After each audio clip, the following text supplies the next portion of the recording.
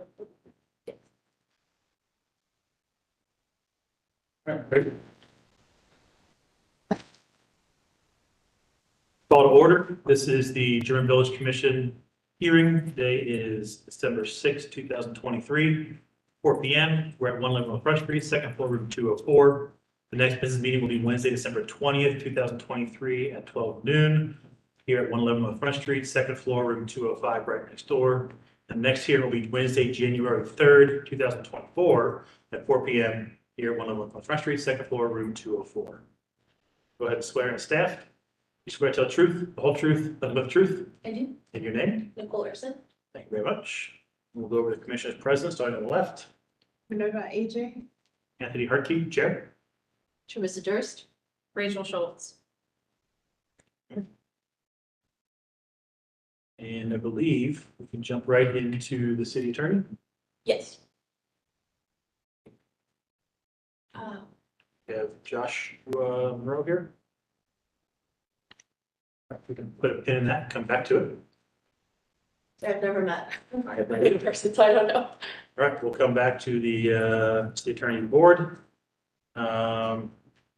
Moving on for the approval of staff approvals. Staff approvals begin on page, I believe, 9 of your agenda. Scratch that, 10 of the agenda.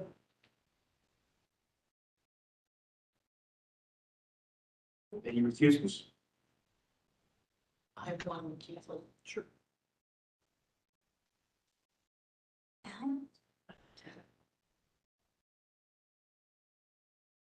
It's GD 2312-001 1050 Yeager Street.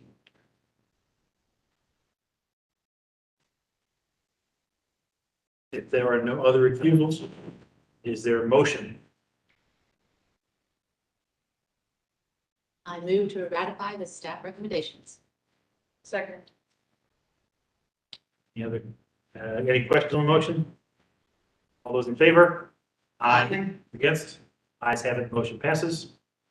And on to the approval of minutes from the last meeting, November 1st, 2023. Is there a motion to approve the meeting minutes? I approve the meeting minutes. We got a motion to approve. Is there a second? Second. Dealer's choice. Any questions on the motion? All those in favor? Aye. Against? Ayes have it, motion passes. On to the certificates for appropriateness. I'll let the record show Commissioner McCoy is now in attendance.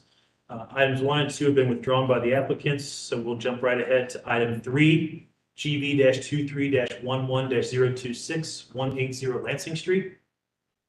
Come on up, have a seat. Sure. Once you're settled, you can raise your right hand. You swear to tell the truth, the whole truth, nothing but the truth. I do. Your name is? Alexander Coombs. Thank you very much. Oh, This is a request for action for an exterior building alteration. To install 2 new light fixtures. To remove the existing light fixtures on the south, which is the front elevation. And to install 2 new light fixtures in a similar location on the front elevation.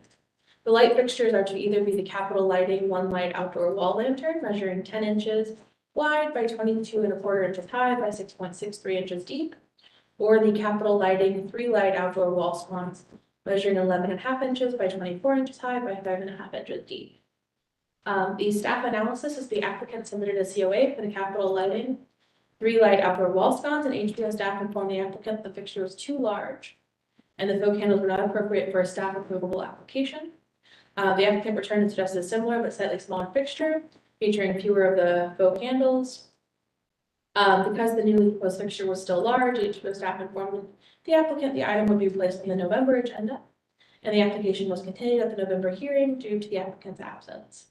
The applicant later submitted the Capital Lighting 1 light outdoor wall lantern as a different light fixture, and staff included that proposed fixture in the application materials as well. The applicant noted that the property at 185 Lansing had large light fixtures of similar size, but the applicant reported for 180 Lansing.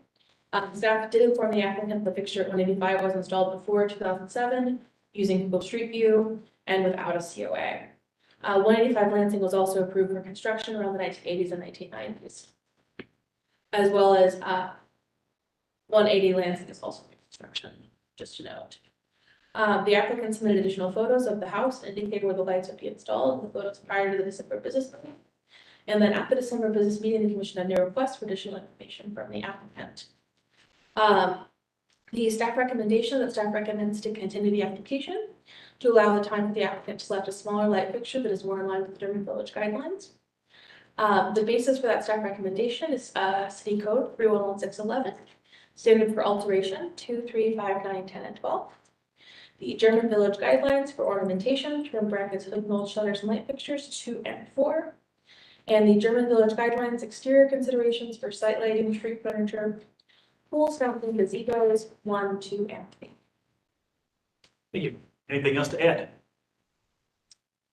I mean, I think Nicole shared a lot of really good information. Just to kind of recap, my house was built in the 80s. You can see the original fixtures that were there were very ornate. The plates that they're hanging on have a lot of detail on them, completely inappropriate for German Village. The pictures that I have presented with the blue tape show two different sizes of light fixtures.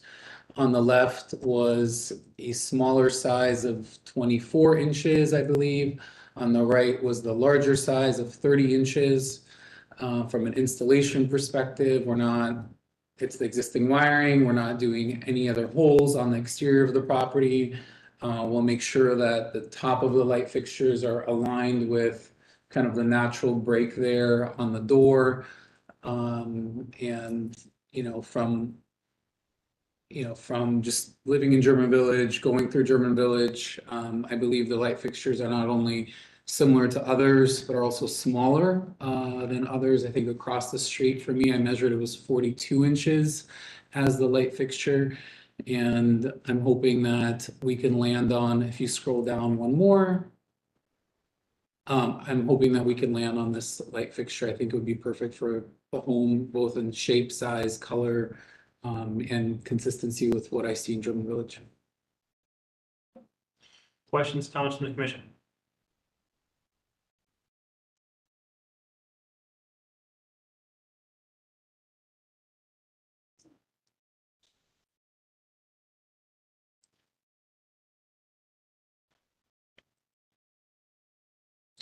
I will.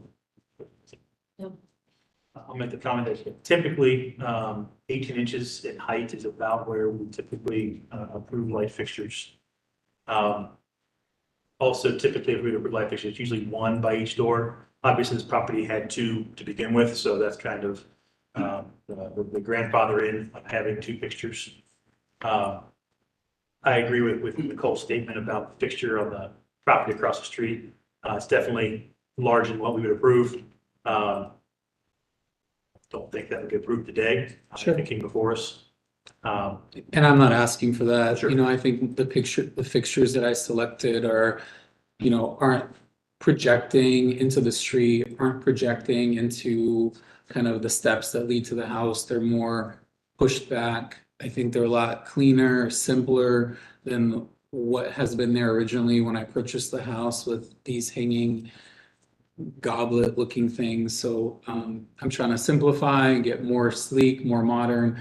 And, thankfully you guys approved the color scheme that I painted the home with. I just think the fixtures that we've selected would just fit really beautifully with the home. My personal opinion is I'm for the single lighted element fixtures as opposed to the three separates due to the size being 2.5 feet as opposed to 1.5 feet typical.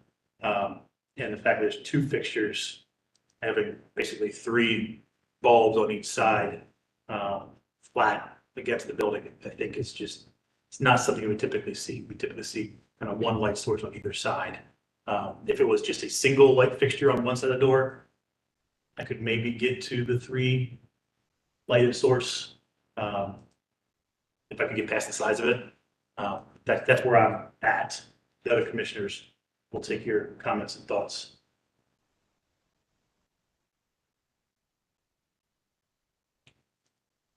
I like the smaller size, but I actually like the style of the second fixture better. I was trying to see what type of, bulbs were in these. I don't think that's. So I in- think the first fixture and so this is what I would prefer if at all possible. I think these are just, you know, not the tea lights. Bulb? No, no.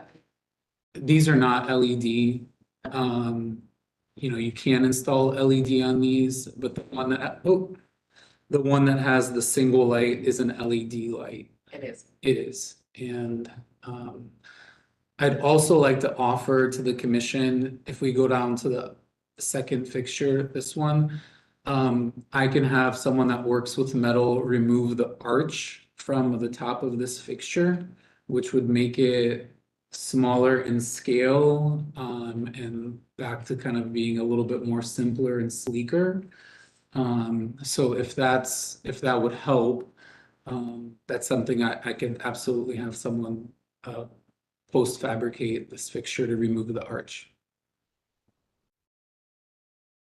I have a feeling from a standpoint of light output, the first one may actually provide more better illumination than the other We one. want 2 fixtures.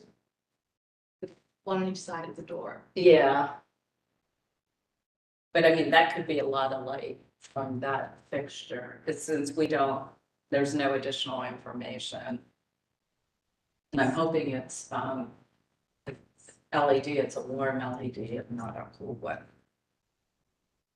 So I'm happy to install LED lights on this fixture if that would help.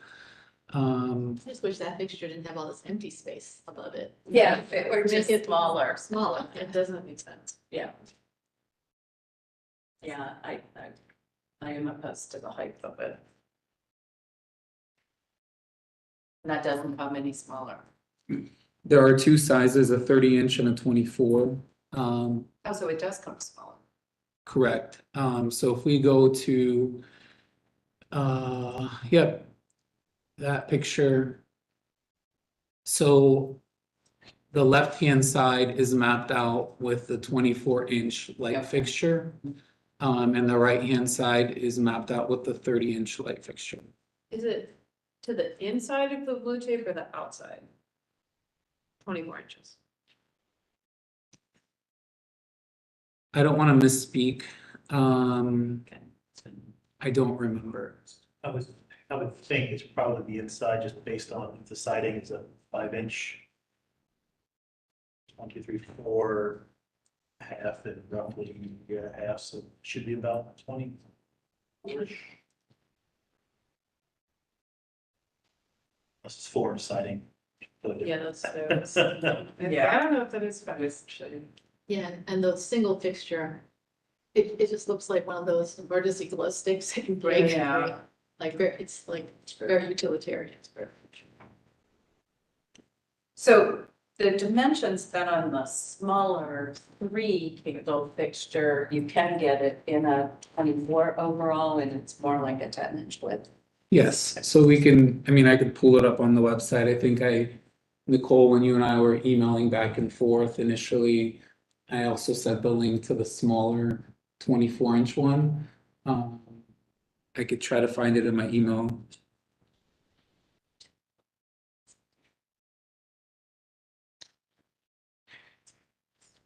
Just doesn't even have it.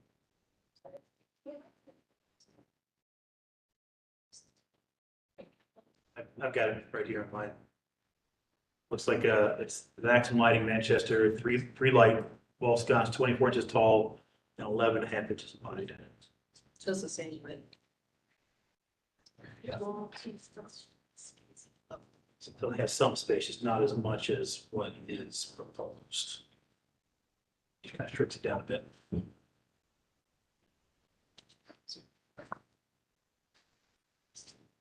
Would you guys feel comfortable if we use the smaller fixture with the less space and I removed the arch on top?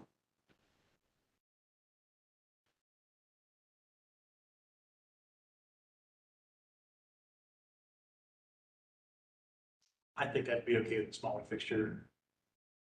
Arch removal on top.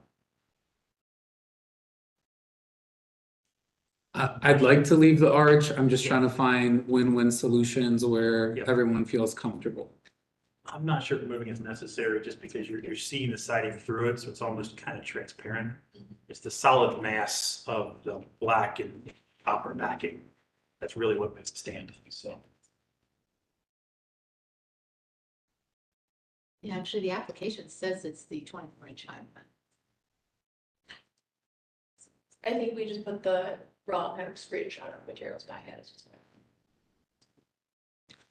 it. Just for some clarity, Nicole and I just had some emails back and forth where I'm not familiar with this process and Sure. she was very helpful. So I think in those emails back and forth, I was trying to propose the smaller size. I think I started with the 30-inch and I tried to propose the smaller size one when your feedback was this is too large. So Okay.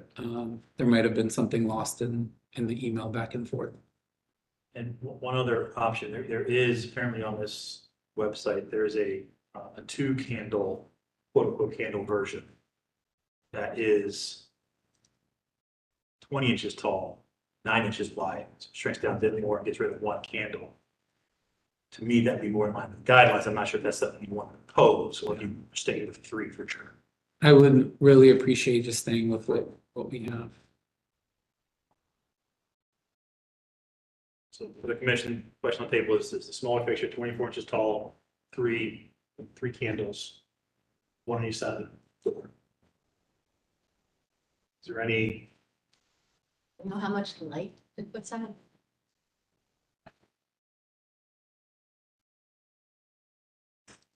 that's not listed here. Bulbs. 60-watt bulb, E12 candelabras. Yeah. So, Those can't be 60-watt bulbs, those little bitties. oh, wait a minute, then they come in 40s and 60s. Yeah, I think those are just kind of like the. I bought them recently. I put new light fixtures inside the house and I bought a 40 and a 60 and a 3,000 lumen, a 4,500. So we can play with whatever lights. I don't know what the objective is of the commission, but I can play with the color and voltage of the lights if there's guidance. Well, I do agree with Anthony's concern that with 3 fixtures on each side, that's really. It sounded to me like Anthony was getting closer to not being concerned. Closer to not being concerned. I'm still concerned. I know it seems like a small detail, but village is full of small details. But I'm one vote. If there's 3, I think personally, I'd rather have 3 on each side than 2. The two is a no-go for me. It's just because aesthetically, to me, is gonna look very awkward. 3, to me, it's either 1 or 3. 2 is just not even an option. And then I don't know what the commission objectives are. Again, this is my first meeting. Just as some background, there's also overhead lights over the soffit of my property that have previously been installed, as well as over the garage soffit as well, that are just recessed into the soffits.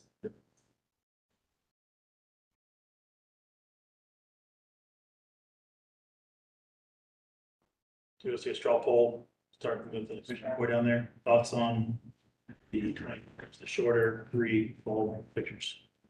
I'm in favor of the shorter. Good. Same, 3 bulb shorter. I can go with 3 bulb, no, I'd be willing to take them up on it, switching to the 40 watts if the 60 watts just look too bright. Yeah, I'm totally flexible. I walk around German Village and I see the bright blue lights that I don't like. I'm totally comfortable with playing with. Is the objective to have a softer light or is the objective to have, Yes. okay, I'm totally comfortable with that, especially with the overhead lights in the soffit of the property. That's it. The objective is more the traditional glow of light fixtures as opposed to the bright Sure. lights that we have there. I wish I had gas, but I don't. The property doesn't have That's gas. a whole different Yeah, conversation. so, Okay, all right, so we got three, so that's all you really need. So we can go ahead and make the motion. Someone like to make the motion? Mr. Chairman, GB 2311-026, 180 Lansing Avenue. I make a motion to approve the application with the stipulation that the smaller light fixture, which is 24 inches in height, would be used. Second, I'll make one clarification for staff. It's model number 30756 CLBK fixture. And is the arch to be maintained on the picture? I believe that's was desired. I was fine with the arch, but Yeah. Arch stays. Right, any questions with motion? All those in favor? Against? Aye. Ayes have it, motion passes. thank you very much. I'm really grateful to you guys. Thank you so much. Take care. All right, we'll move ahead to item number 4, GB-23-11-029, 42 Thurman Avenue. Once you're settled, raise your right hand. Okay.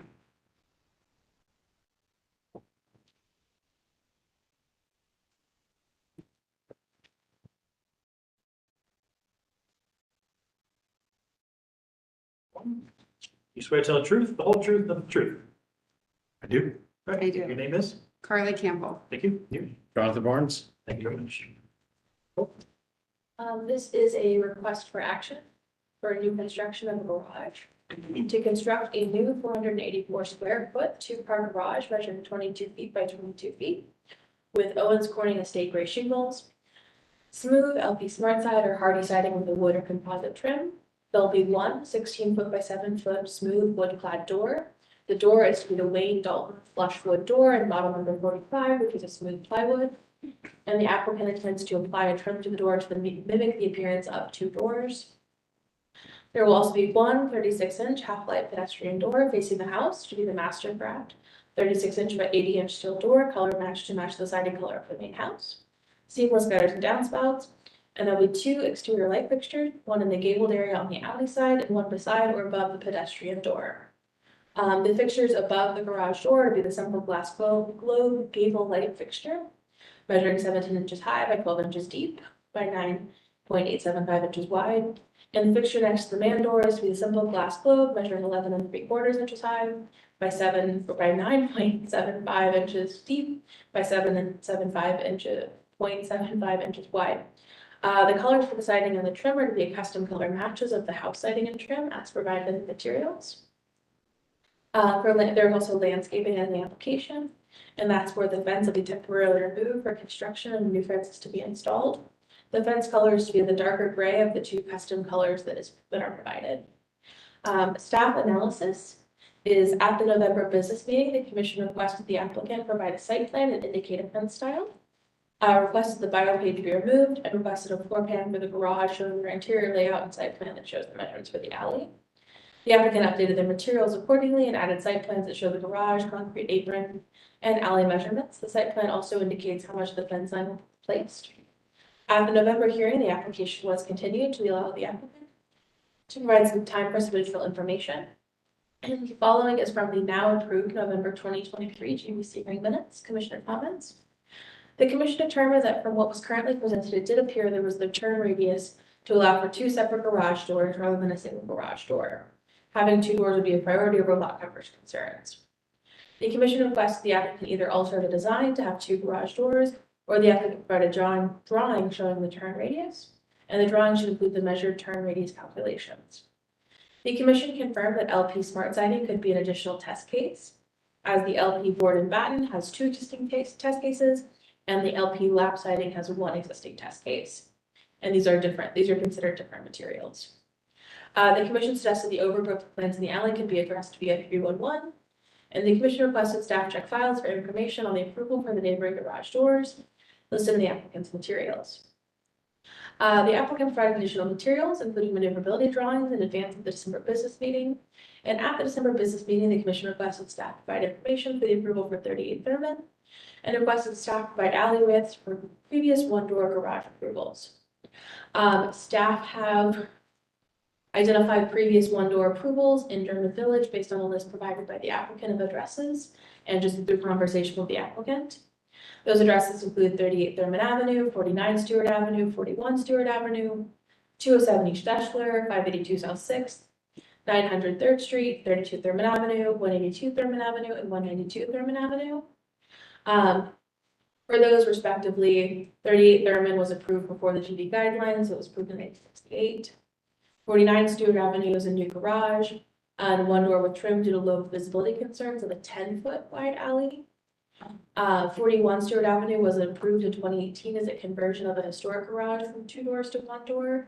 And that was a 15-foot driveway with maneuverability concerns over the 15 feet. 207 East Deschler was approved in 2015 and was approved to match the historic garage on the property. So the property has 2 garages. That was a 17-foot less wide alley, but again, that was to match the historic garage. 582 South 6 was approved before the GD guidelines in 1977, and that's a 16-foot alley. 902 South 3rd Street is a historic garage with no COAs. 32 Thurman Avenue is a historic garage with no COAs, noting it is on a 12-foot alley though. 182 Thurman is a historic garage that was approved for a 2-door replacement, so it's unclear when it became a 1-door garage. And 192 Thurman Avenue was also approved for garage rehabilitation for 2 doors. So again, unclear when that one became 1 door. For the LP smart siding, HPO staff has searched minutes from 2019 forward and compiled a list of all approved test cases. LP smart siding has been approved as a board and batten siding twice, with GV-21-10-031 at 921 South LaSalle Street and GV-22-04-018 at 753 Mohawk Street. The LP smart siding was approved as a lap siding with GV-23-05-028B. And at the November 2023 GBC hearing, the commission determined that board and batten and lap siding are considered different materials in the LP smart side, and therefore with only one LP smart siding lap siding test case approved, there can be 2 additional LP smart siding lap siding test cases. Staff recommendation that staff recommends approval, with any and all clarification to be submitted to HPO staff for review and approval prior to the issuance of certificate. The basis for that recommendation is City Code 311612, standards for new construction, and that is that entire section of code, A, B, C, D, E, F, G, H, I, J, K, M, and N should not L. German Village guidelines for new construction of garages and outbuildings, 1, 2, 3, 4, 5, 6, 7, 8, 9, 10, 11, 12, 13, 14, and 15. All right. Anything else to add? No, I think that covers it. Right. Questions, comments from the commission?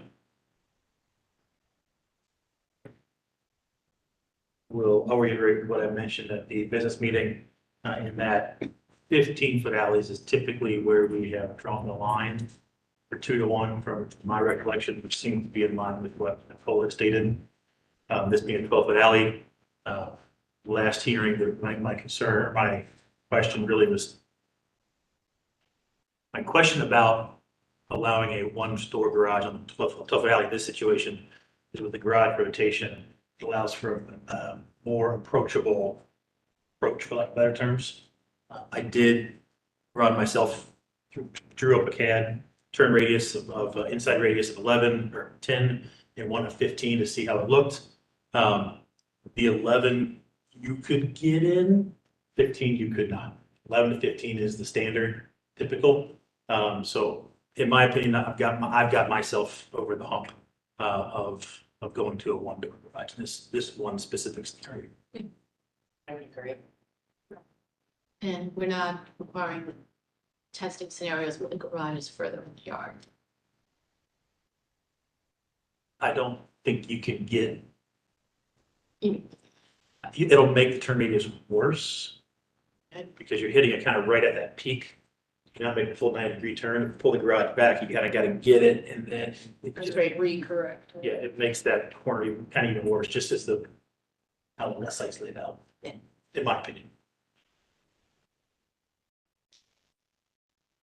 Any heartache against the siding being a test case? As stated, we do have one lap siding test case for this material. Typically, we'll go up to 3 active test cases before we approve again.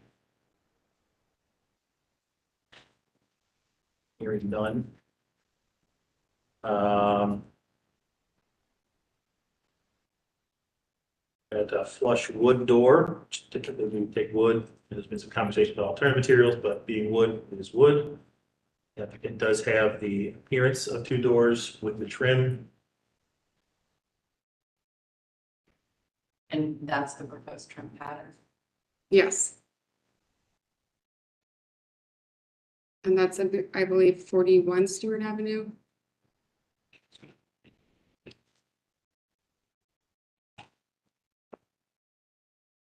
One question I have, I don't think I saw clear in the photos, the house, the main property, the house, is that currently box gutters? No, it's, Gutters? um. I'll get to the point of my question. If the house has half round gutters. It versus doesn't. Cased, okay. Yeah, the gutters match what's on the house. We want to have the garage gutters match what's in the house, Yeah. if it's possible. If it's stop gutters in the house, then box gutters would be appropriate. Yeah. Okay.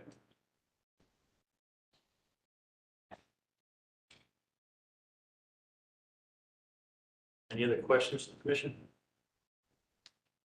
No. There are no questions. Is there a motion?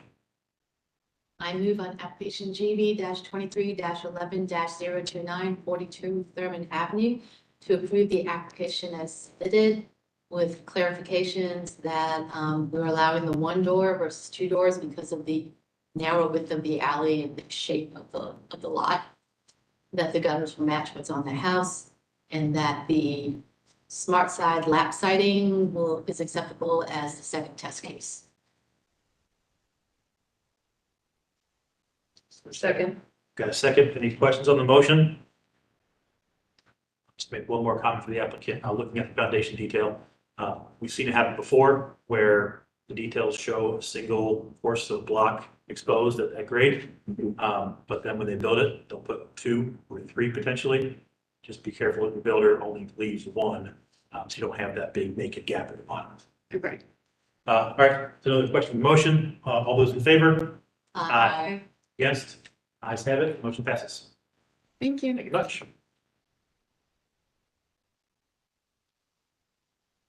All right, moving on to item number 5, GB-23-12-024, 533 South 3rd Street.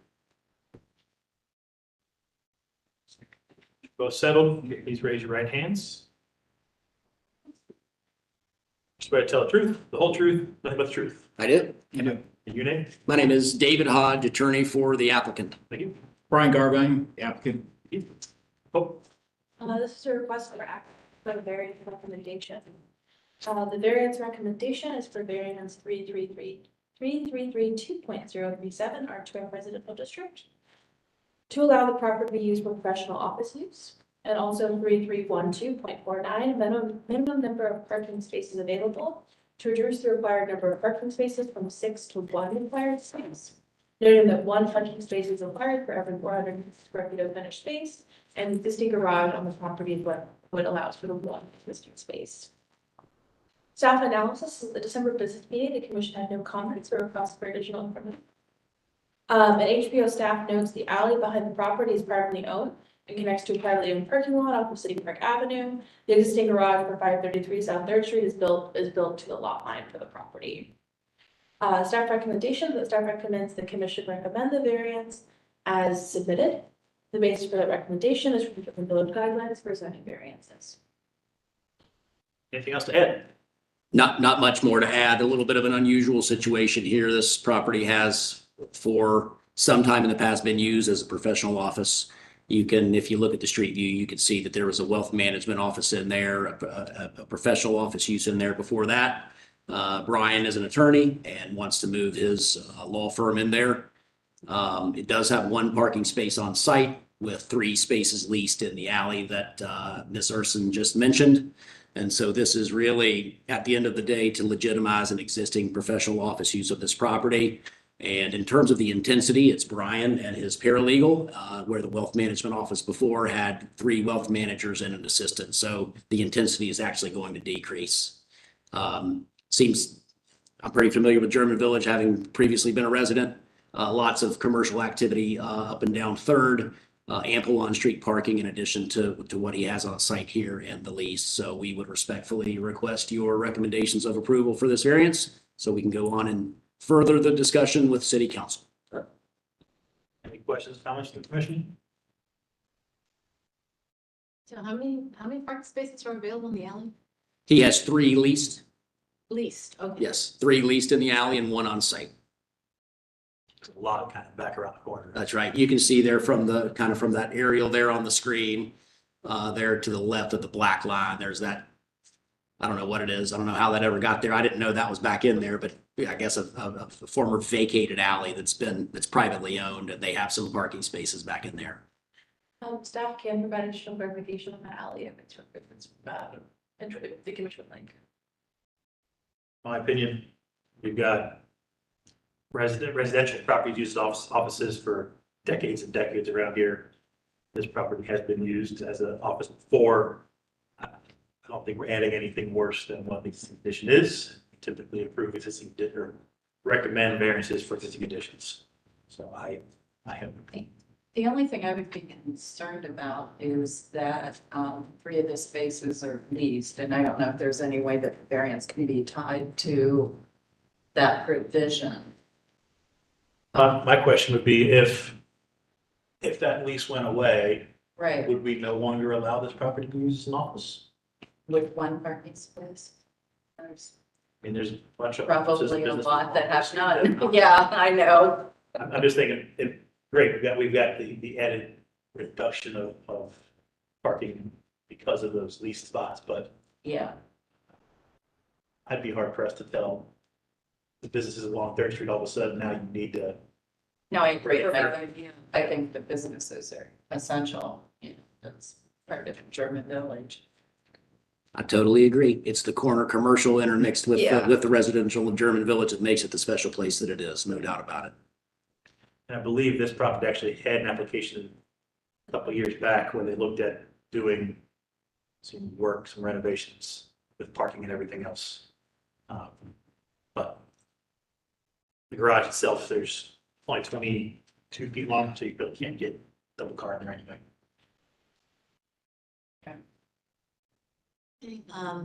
I move on application GB 23 12 533 South Third Street to recommend the variances as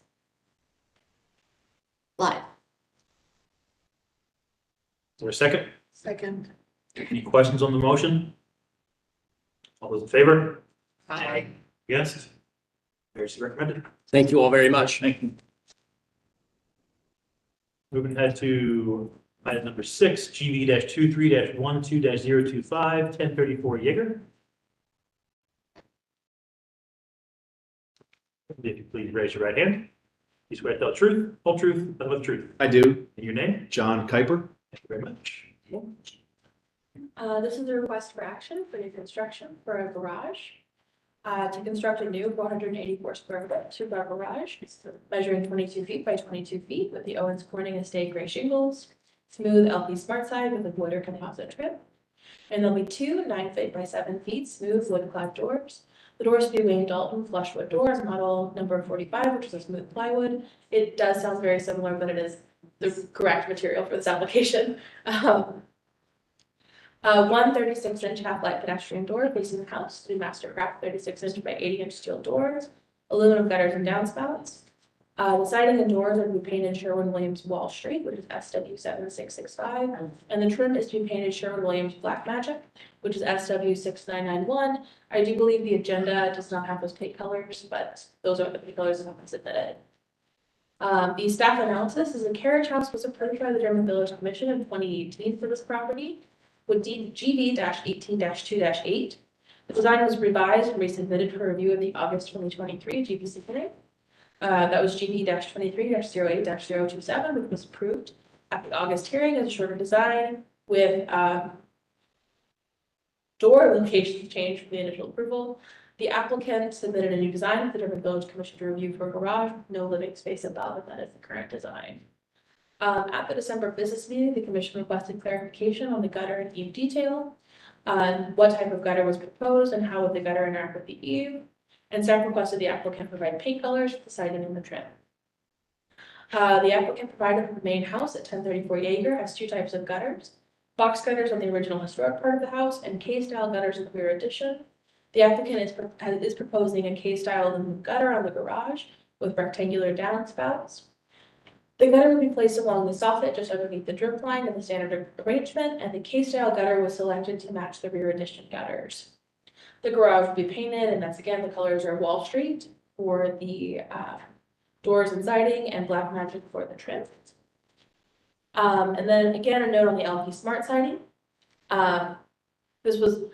This paragraph is basically read for the 42 Thurman application, but to conclude, prior to this hearing, the commission has approved only one test case for the lap siding of the LP Smart siding. Now there's two, so there's room for a third application. A staff recommendation, the staff recommends approval with any all clarifications to be submitted to HPS staff for review and approval prior to the issuance of certificate. There is a condition that the applicant provide paint colors. Those have been provided, so that condition is no longer needed. The basis for the staff recommendation is City Code 3011612, standards for new construction. A, B, C, D, E, F, G, H, I, J, K, M, and N. And the Durban Village Guidelines for new construction, garages and outbuildings, 1, 2, 3, 4, 5, 6, 7, 8, 9, 10, 11, 12, 13, 14, and 15. Anything else to add? Questions, comments from the commission?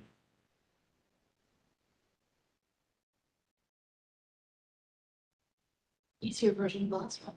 Yeah. I'll make the same comment as the last one for your foundation reveal. Keep that to one course. And staff will note that I believe it is a 17-foot alley. Bigger than 15. Yes. Yes. If there are no questions or concerns, is there a motion? I move, item number GB 23-12-025, 1034 Jaeger Street, for approval as submitted. Second. Are there any questions on the motion? All right, all those in favor? Aye. Against? Ayes have it, motion passes. Thank you. Thank you so much. Right, moving ahead to item number 7, GB-23-12-026, 228 Reinhardt.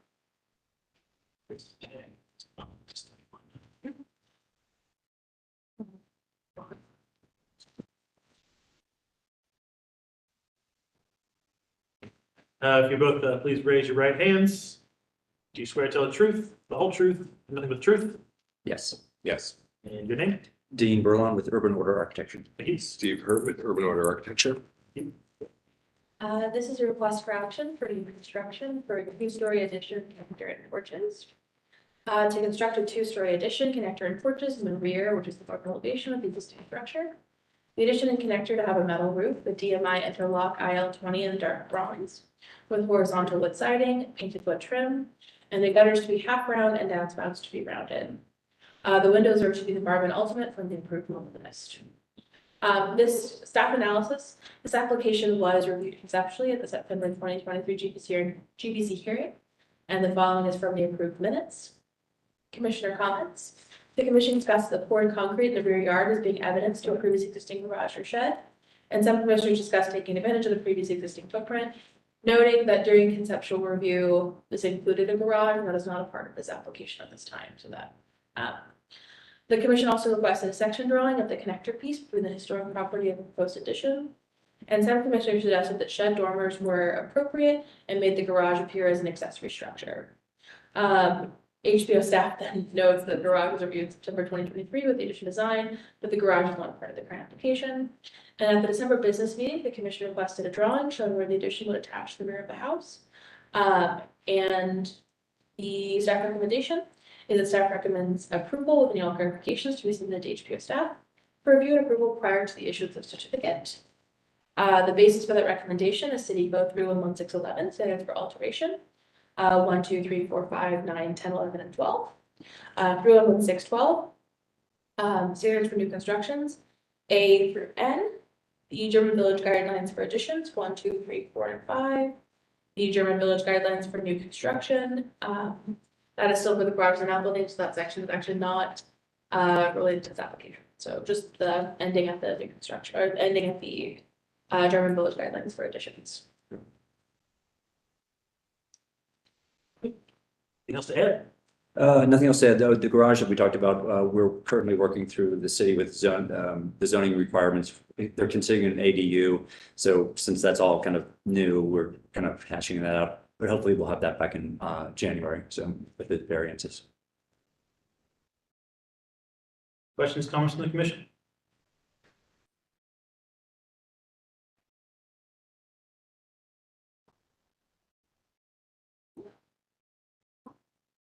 Nobody else does. I do. First one, I'd asked for the section, so thank you for that. Looking at section A on page 4, comparing that to the second page of the application, showing the rear elevation. How are you dealing with that window up in the attic space? So that kind of laps over the edge of the window. So you see where the gable is in the main section on A, comes up. So the window will be right inside of that. So we plan on keeping the window up in there. So it's an interior window. The attic is really not usable. It's only a 6-foot high ceiling, so it'll be kind of sealed up in the attic. So My main concern is just the constructability, weatherproofing, how you, the framing when you attach it up against that. So it's going to be enough space under the current overhang to fit framing and leave the window, or are you going to basically take the window out, boarding over, how's it all work? it depends on how the wood hits it, but we may take off the window trim and then attach it and then flash up against the house. Leave the trim in the attic in case somebody wants to come out. Yeah, exactly.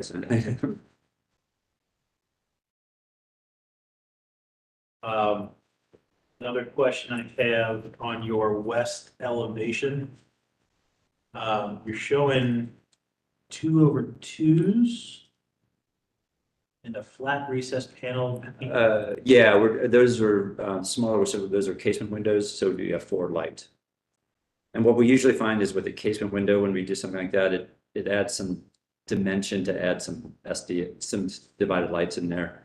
Otherwise it looks kind of just like a big blank pane in glass.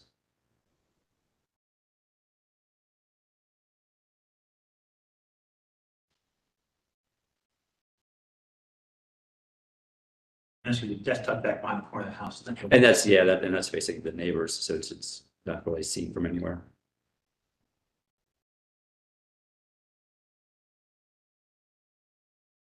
And it's part of that recessed connector piece. Mhm.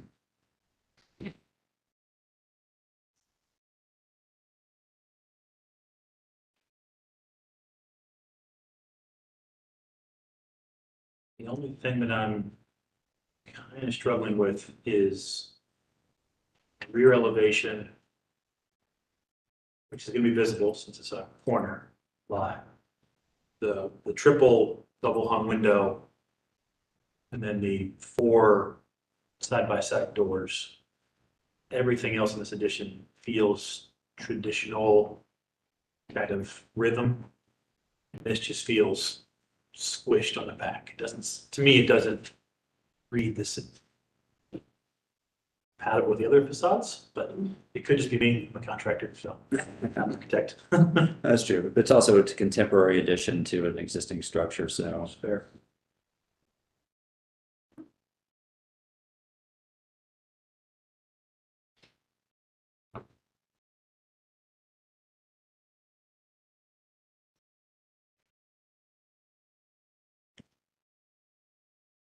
And I will mention, in the past, we've been pretty hard on you about open up back walls. This is a frame structure, different connotation. Okay, so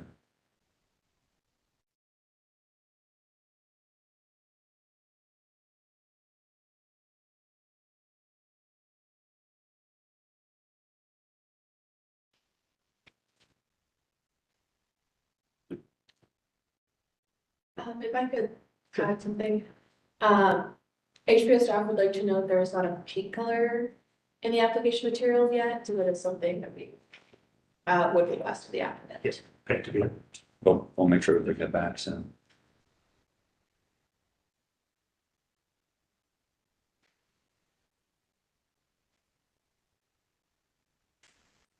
other questions or concerns? All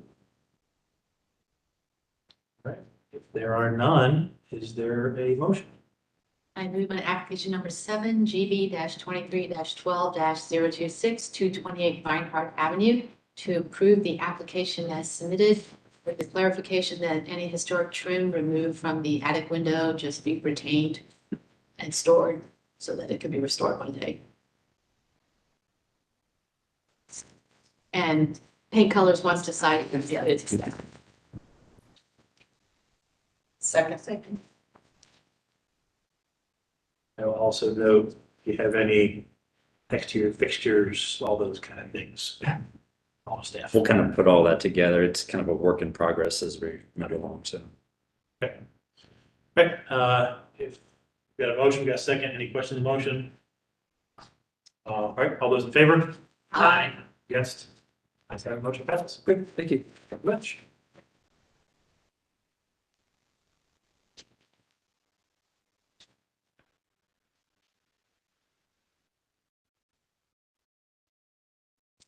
All right, moving on to item number 8. EV-23-12-027, 724 Yeager Street. Once you're all settled, if you'll raise your right hand. Do you swear to tell the truth, the whole truth, nothing but the truth? I do. In your name? Richard Taylor. Thank you. Oh, This is a request for action. I apologize, it's not for this, but this is a request for action. It's for demolition, new construction, exterior building alteration, landscaping, and a variance recommendation. Starting with demolition and new construction for, there are two-story additions proposed. To demolish the existing one-story addition and to construct two-story additions in the rear and to the north elevation. The north addition to be about 12.5 feet by 13 feet, and the rear addition to be about 10.5 feet by about 15 or 14.92 feet. Additions both meet at the corner of the existing brick structure.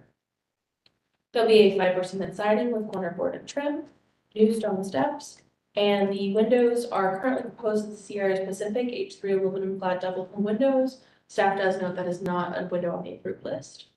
The new door is to be a Sierra Pacific aluminum clad outswing door. And to paint all new and existing trim, Sherwin-Williams Caviar, which is SW6990. To paint the new siding, Sherwin-Williams Iron Ore, SW7069. And all new windows and doors to be the prefabricated Sierra Pacific color of black. There's also an exterior building alteration to the front porch. To remove some existing front porch elements, including the paneled porch railing. To wrap the existing porch beams and to install a new porch railing in a different style and adding a new cut limestone step. There is also landscaping to remove the existing concrete drive and replace it with a mortar set brick ribbon driveway at the same location. The existing concrete apron is to remain. To install cut stone steps in front, side, and rear yard and a cut stone stoop in the rear yard per submitted site plan. To install new iron fencing and driveway gates. The existing brick patio in the rear is to remain. There is also a variance recommendation to allow for a variance for increasing the living area by more than 50%. Noting the current size of the living area is 1,417 square feet. And the proposed addition is not, the additions add up to 988 square feet or 7% of the existing living area. There's also a variance for 3332.21 building setback to allow for a building setback of 1.58 feet, whereas the required building setback is 10 feet. This is an existing condition. There is 3332.26 minimum side yard to allow for a side yard of 0.2 inches, but that might be feet actually, so we can clarify that. Whereas the required minimum side yard is 3 feet. And 3332.26E, minimum side yard for the north to allow for a side yard of 1.8. Again, we'll clarify if it's inches or feet there, whereas the required minimum side yard is 3 feet. The staff analysis The following is from the approved September 2023 GBC hearing minutes. And staff notes at that hearing, this application was reviewed conceptually. The commissioner comments are, the house is on the property line or very close to it. The commission confirmed that lot coverage for the building, porch, and addition and garage should be under 50% lot coverage. The commission determined that the one-story addition shown on the Sanborn maps was offset from the structure similarly as it is today. So barring any evidence that provides otherwise, the commission would determine the existing one-story addition is historic. Interior demolition could reveal evidence of the section of the property not being historic. The commission also determined the front porch is an addition to the house and was constructed in or around the 1930s and therefore should stay as is. The commission was unsure if the porch panels were historic or not. And sorry, that beeping is the recorder. The commission was unsure if the porch panels were historic or not. It is believed the porch was constructed in the 1930s following information from the owner. If the one-story addition is historic, the design would need to change to differentiate between the new and historic structure. At the December business meeting, the commission had no feedback or request for information from the applicant, but did recommend the applicant come to the hearing preparing for a discussion of the application. HPO staff is concerned about the alterations to the historic front porch, the demolition of the seemingly historic one-story addition, and the paint colors for the property. The front porch was determined to likely be historic during the conceptual review process, and therefore staff would only support repair, replacement, and like kind. There are no COAs for any work to the historic front porch. The one-story addition was also found to be historic during the conceptual review, and therefore HPO staff would not support the demolition of the historic section. The addition is shown on the 1920 and 1961 Sanborn maps, and that is found on the materials package on page 57. Staff recommendation, the staff recommends the commission offers feedback and this is the application to allow time for the applicant to revise their designs to be more in line with the city code and the Durham Village guidelines. The basis for the recommendation is City Code 31611, standards for alteration 1, 2, 3, 4, 5, 9, 10, 11, and 12. City Code 311612, standards for new constructions. New construction A, C, D, E, F, G, H, I, J, K, L, M, and N. And the Durham Village guidelines for additions 1, 2, 3, 4, and 5. Thank you very much. Anything else to add? Quite a bit, actually. Thank you. As Nicole said, this was here in September for a concept review. This is the same project. We've made a few changes to it, added more detail, obviously. And I want to respond to some of the comments here. The existing shed roof addition, we did discuss that, and all of Nicole's recollections about what the commissioner said are correct. There was also one that said there is a precedent for, one of the commissioners said there is a precedent for building on top of historic additions, which we are doing. We are keeping the foundation, and as much as possible, we are keeping the exterior walls of this. And then the additions that we're showing on here, we're holding them back as much as we can to at least show and express the corners of the existing footprint of that. The two additions, we've changed the roof pitch and height on those from the concept review to better distinguish them from the original building or from the main building. On the front porch, we're not demolishing anything on the front porch except proposing to remove the panel railing. There's no work being done to the columns or the breastwork or the beams or anything. We're proposing to wrap the bottom part of the column base, which is concrete block now, with a panel that would be, I think, in more keeping with the look of the railings on the porch. So the only demolition is going to be the railing itself. On the windows, my bad, I didn't realize that the H3 was not approved, so we would like to substitute the Pella Architect Series Reserve for that. Paint colors, my clients went to the property, and I think there's a copy of the picture of the house in there, a neighboring house at 275 East Beck Street, and asked them what colors they had used, and these are the exact colors, and the owners at least claim that they were approved. I don't know if that's actually true or not. And that's where those colors came from. And finally, I'd like to correct something on the area calculations. The 70% number appears to be based on counting the area of the existing historic piece twice. So it's counted in the original calculation for the existing house, and then it's counted again as part of the addition. So if that's only counted once as it should be, then we're at 55% on 70%. That's what I've got. Questions, comments from the commission?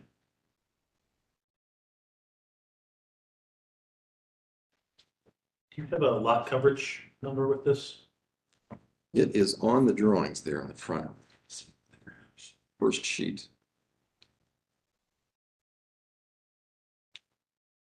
A little table in the lower right corner.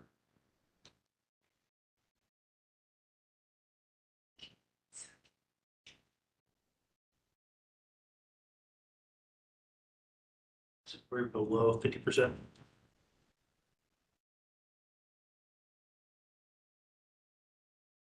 Or not. That was 55, the 55% you mentioned was That was the number 55% for the, of the addition compared to the original. correct, Oh, okay. right.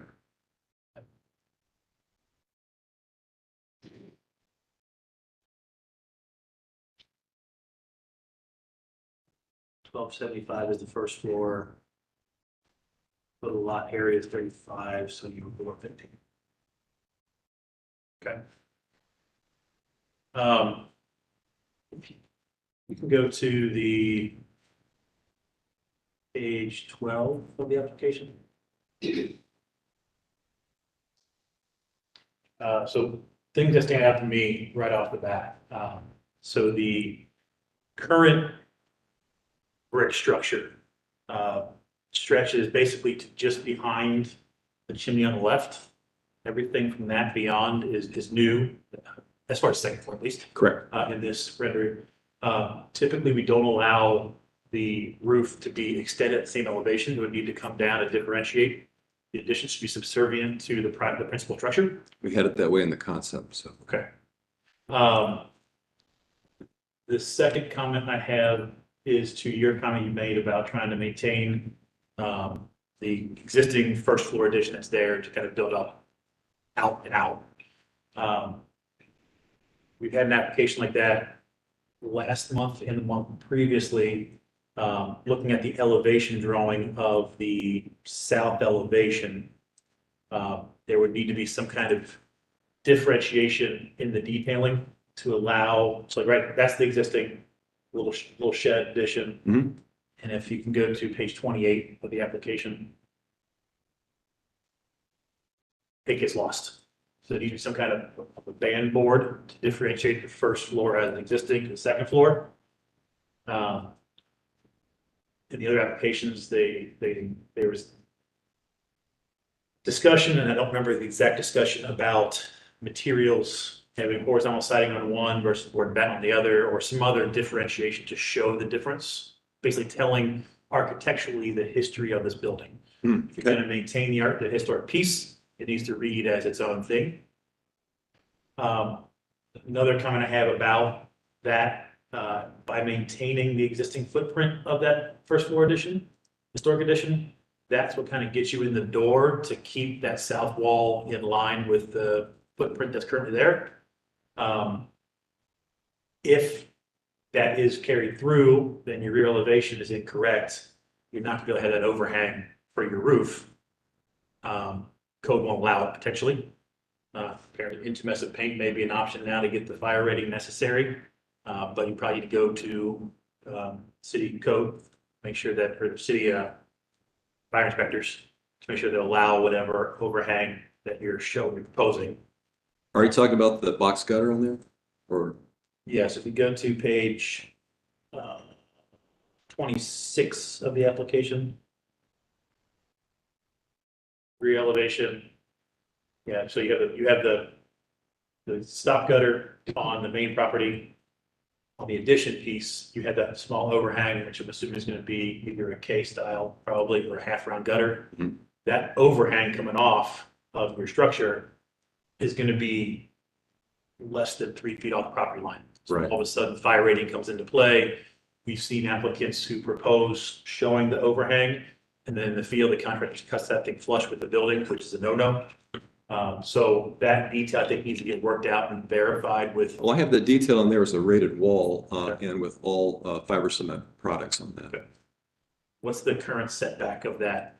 I think it showed in the site plan. Is that our 0.2 inches? It's 0.2 feet, actually. That's what, yeah.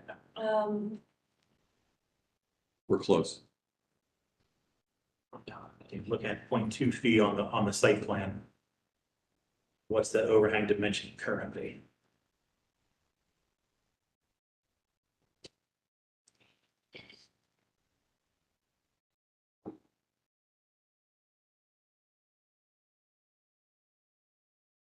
Yeah, that's the 0.2 feet. 6 inches. That's what the drawing shows. So 0.2 times 12 inches would be 2.4 inches. So you're 4 inches over the neighbor's property. Okay. So that just needs to be verified with city inspectors to make sure, understand what they're going to make you do before we can approve that. The other piece is if you remove the addition, if we consider basically engulfing it on 2 of the 3 sides with new construction as effectively removing it, then the grandfathering in of the footprint goes away, which would be 1 wall back. So that's understanding if this is truly maintaining what was there versus gobbling it all up and it's effectively going away. That's what the commission, I think, needs to, a conversation point we got to have. The next piece is going back to page 12 there, looking how the north addition is connecting to the structure. Right now, the original northeast corner of the building where it kind of returns back to the rear elevation, it's gone on the second floor. Typically, we're looking for a connector, some kind of setback to let that initial corner read. Using the first floor existing footprint kind of eliminates that. But again, now we're looking at how do we differentiate what the existing. I agree 1,000%, and that's how I had it on the concept, but another commissioner who's not here this evening suggested that we do it this way. I don't remember that conversation. Was that you for that meeting? Well, it was September. I don't know. Gentleman with glasses and a little bit of Commissioner Thiel, white beard. who's not here today. Want to go back and look at that? I preferred it the other way, but that was Yeah. his comments. I apologize if that's going back on what was said. Happens. And then my other main comment really is on the front porch. I personally, I'm one voice of the commission. I believe that the front porch is a defining feature of this house. It's unique. The porch railing is very similar, if not the same as on the house adjacent to the south, which I believe is precedent that this is definitely something that's been around for a long, long time and takes historic significance at that point. I think the porch columns being that textured stone for the lower portion, I think that's architecturally significant for this property. So to cover them up and replace the railing with a more picket style rail, I think is inappropriate for this property. That's my opinion. Totally changing the architectural nature of that porch on the streetscape. We're getting so much opacity with changing that rail. That was my client's goal, was to be able to sit on the front porch and see the street.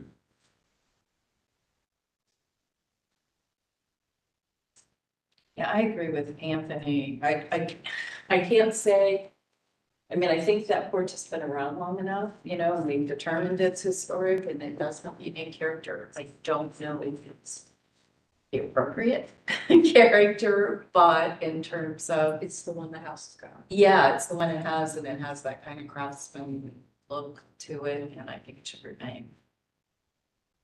Has there been any interior demolition to see what the framing is to verify that in In the your benefit, if it's the walls open up and you find that it's new lumber, the case can be made that it's no longer historic, it doesn't need to stay.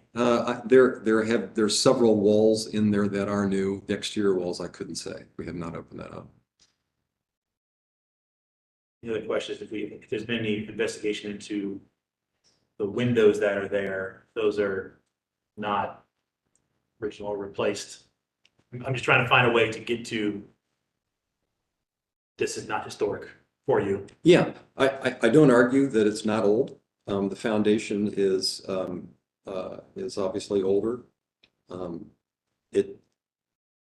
realize this is not necessarily a popular comment, but it's out of character with the rest of the house. And it's certainly, as it is an obstacle to further development on this property.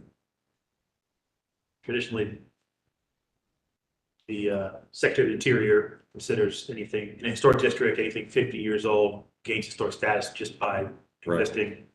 Columbus is actually 40, so Columbus is actually a little more strict.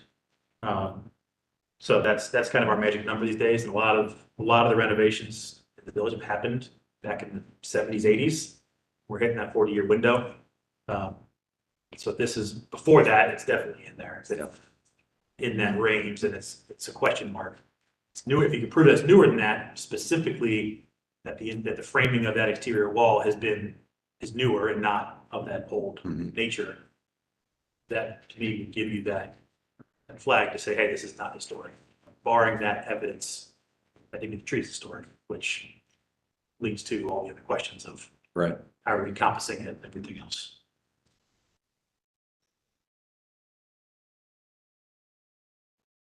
I think that might be what got Ned to the idea of not letting that back corner read if the current addition does not, it does go to the corner already.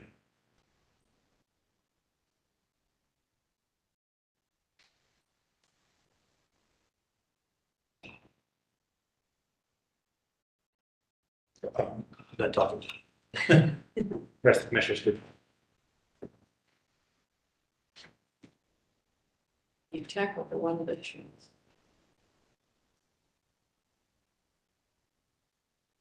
Oh, yeah, I think he picked off all of them. Yeah. Because I'm just curious, like, okay, if the second floor roof line is lowered to say match the rest of the addition, and I guess that would mean that the new gutter would just line up. The gutters would just line up. Yeah, then we'd go back to the half-round gutters on that section. We wouldn't So they carry the just stop block gutter. gutters, just stop where they stop. Yeah, so we'd keep expressing the gable on that end. Correct.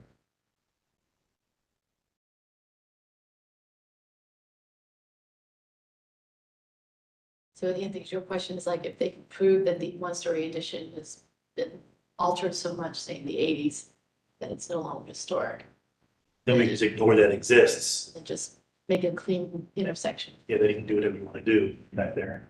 But you would have that addition inset then, right? Or just don't have to expose the corner anymore. Oh, I thought, I'm yeah, but you saying, have to expose the corner of the historic, Of the brick house. so the brick house wouldn't change. Or is the material changing? my belief is we want to keep that corner exposed.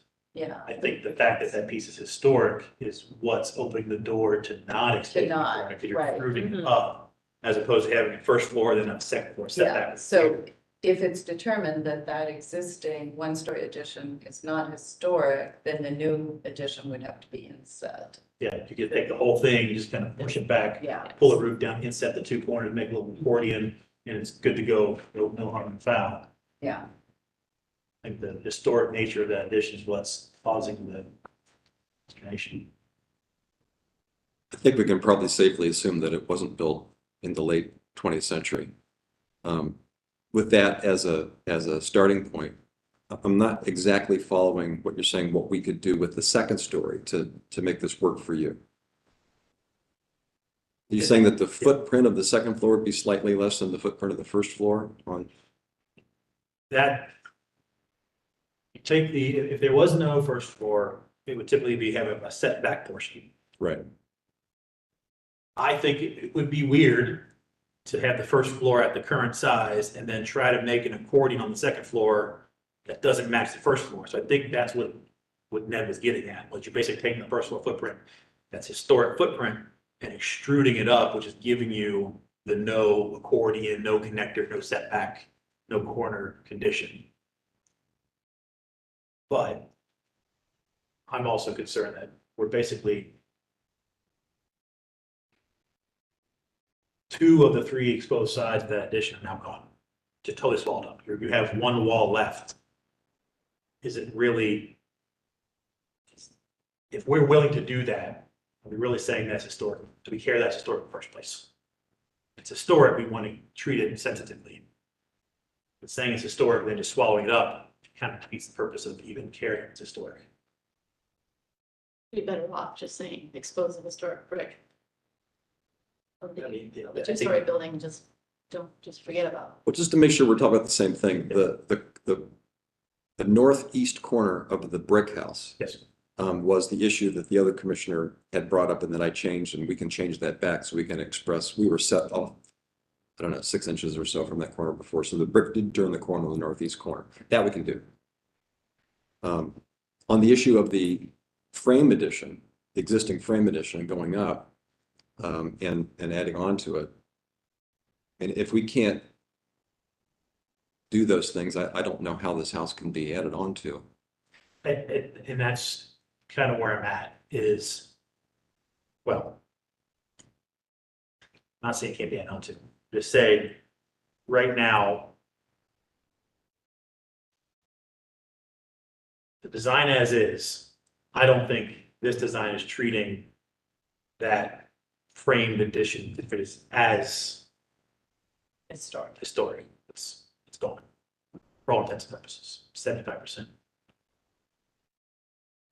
If the commission's okay with that, then that brings up, then we get to that conversation of, okay, if we ignore that that's gonna, if we don't think it's historic enough to save, or contributing enough to save, then we look at this design as new, completely new, which opens up the footprint question and the setback question. If we're gonna say this is historic, it needs to be treated as historic. Can put something on top, and typically we see something on top and something in the, up in the rear, and the two sides stay visible. So that's this piece on the side, I don't think it'd be appropriate if we agree that that is historic, we can treat it as historic. Commission may say that we don't think that that addition is significant enough to treat it, and we just say it can go away. That's a decision the commission needs to make. Well, I'm willing to say that that addition, even though it might be old, is pretty utilitarian. And I guess I would rather see the historic two-story brick exposed and preserved than, as you say, what's happened to the one-story addition right now. It's surrounded and you can't even see it anymore. My thoughts?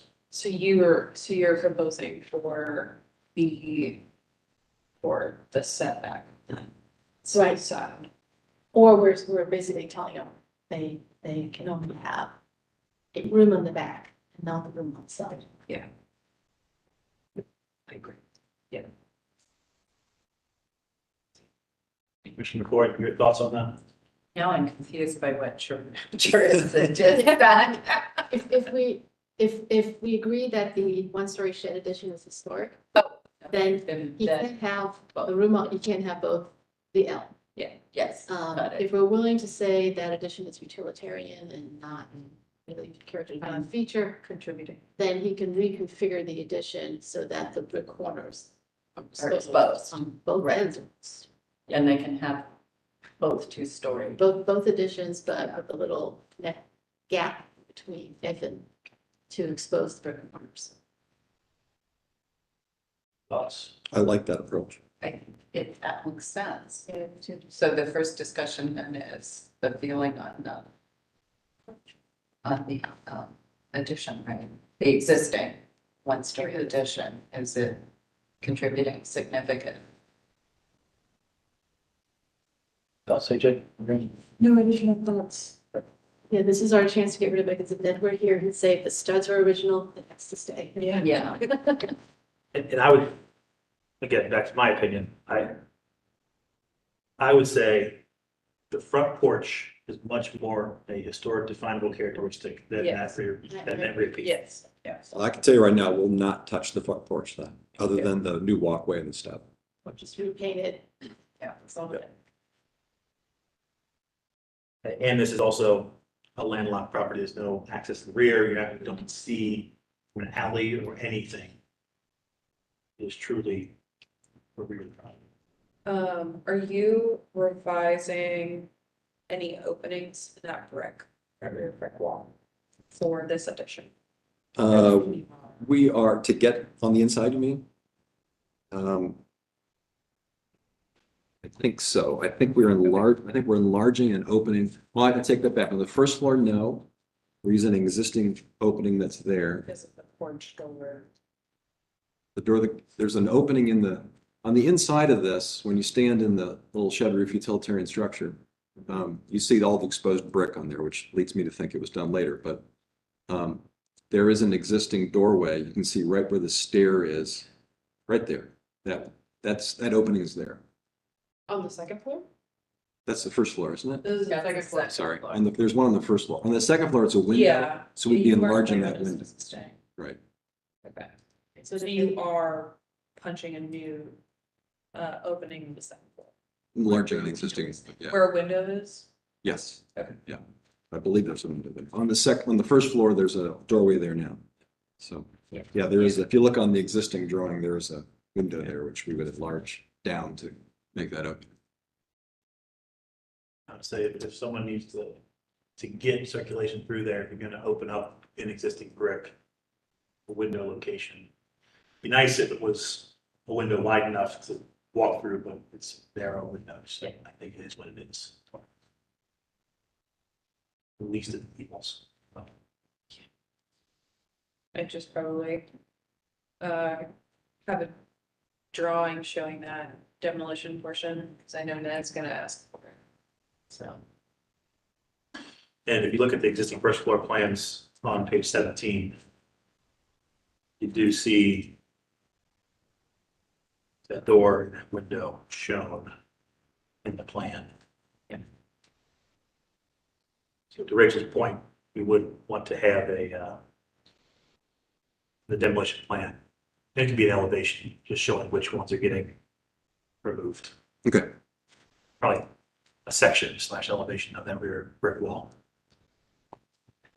Can do that. 2'1", yeah, because that is a narrow window. So am I getting the feeling that everybody on this, here at the commission is okay with basically I doing think, away with the existing shed? we would prefer that so that we can get the existing brick buildings corners exposed.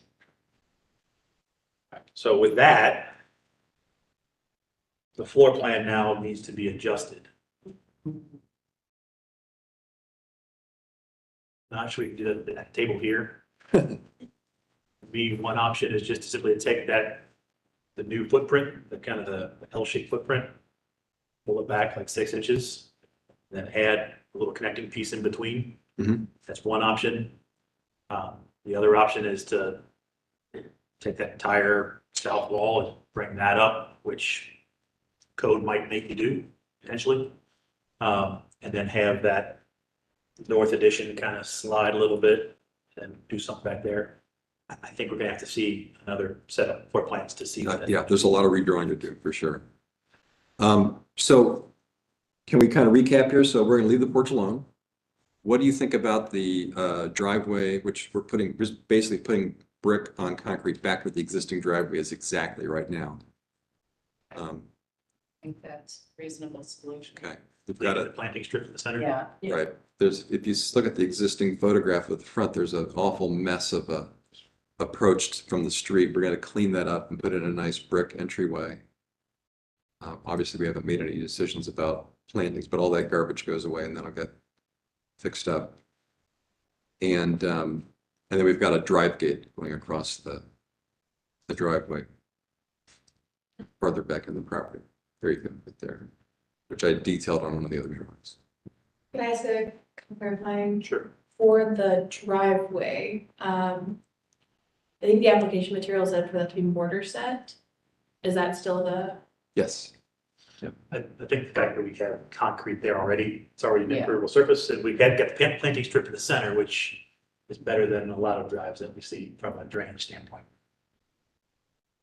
Which is the concrete carried through. Right, so good on that, good on the porch. We'll adjust the addition height and to expose the corners of the existing house, which like I said, is way ahead of originally. I liked it better anyway. Colors. Before you jump to colors, we will need details on that fence across the drive. I think isn't there a drawing, Is there in one of the sheets, There's a, there's a cut sheet for a Fortin. yeah, it's a 48-inch wrought iron fence. It doesn't really show as a gate, That's for the front porch though. Now the wrought iron, We're not. which we're not touching. yeah, the wrought iron one is, Page 64 of the application, I think. 126 is wrought iron fence detail. right. So that's a typical section of fence. The gates would be the same Oh, look of that. sorry, the page 27 was the portrait. Right. Obviously, what we deleted. And one of the questions I have about that wrought iron is, will that work for a double swing gate? That is going to be a question for Fortin. Wrought iron's gonna wanna do this. Yeah. So we're gonna need some details how it's gonna, it might require beefier than just a single iron or post, which, Be a different design on the leaves too. Yeah. To beef them up. Do the owners have a dot? Yes. Okay, so you may want to bar the top so they're not exposed pickets where her jumping. Good point.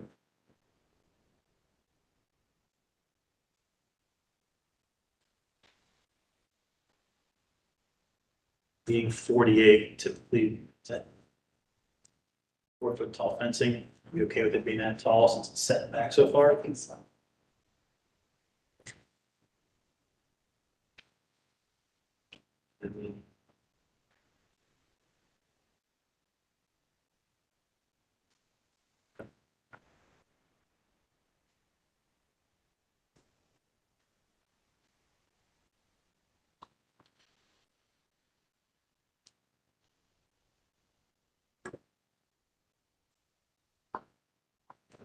I think that's.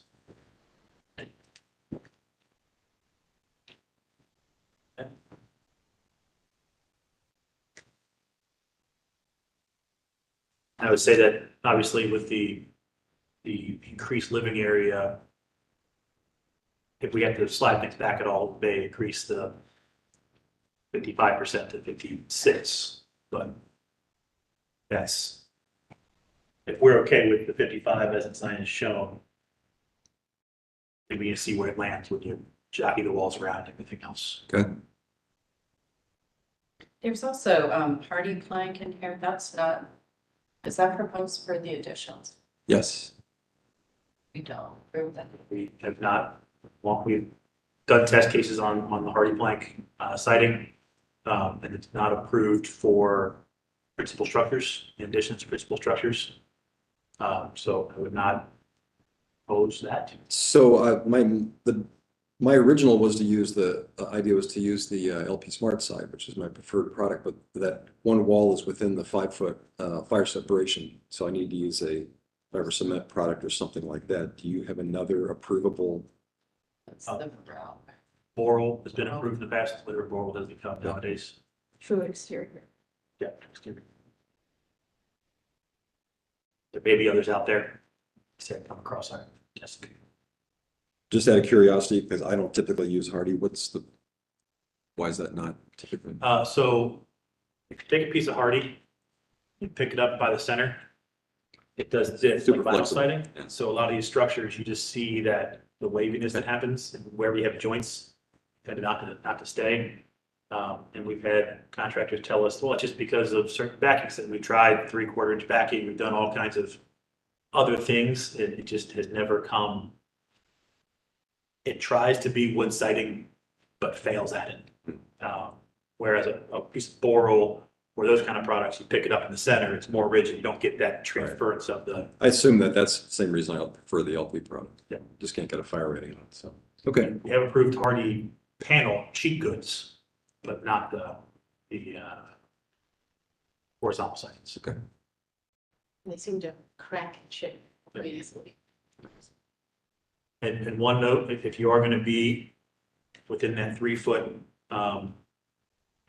clearance on that side yard, which is where wall can be 3 and you can overhang into that 3 feet, typically, you're gonna be closer to 3.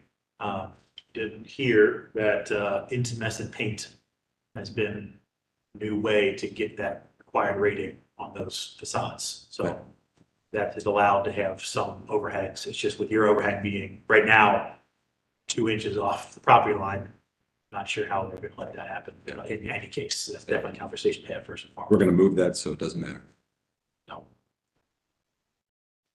All right, so I don't think we can make a ruling on this here. Is there anything else you want to talk No, through? I think you or- told me everything I need to know to continue on here. Okay, There was the question of the paint colors. There has been discussion about needing 2 different paint colors and they're similar, so just the commission's thoughts on it. you said you had a picture in here of another property, Yeah, there's a house at 275, I think it's East and Beck in there somewhere. page 63. Gray and black. And staff's very, Yes. like dark gray. Black and black, blacker. been approved Both Yeah. by the commission and by staff, but. I have spoken up about it in the past that I think we're becoming too monochromatic and dark from a historic standpoint, but paint on siding is paint on siding and can change in a year or 2. Right now, these dark colors are, Everybody's depressed. everybody wants. So Well, it's better than the modern farmhouse look, so. Yeah. to me, while it's dark, there is a visual differentiation between the siding and the window trim. Yep. To me, that's the most important. It's the houses that have just a hair shade off where it just looks like one solid color. That's, to me, is more inappropriate than anything else, but, so I can deal with it. 10 years, it'll be a whole other color pattern and everybody's gonna change it.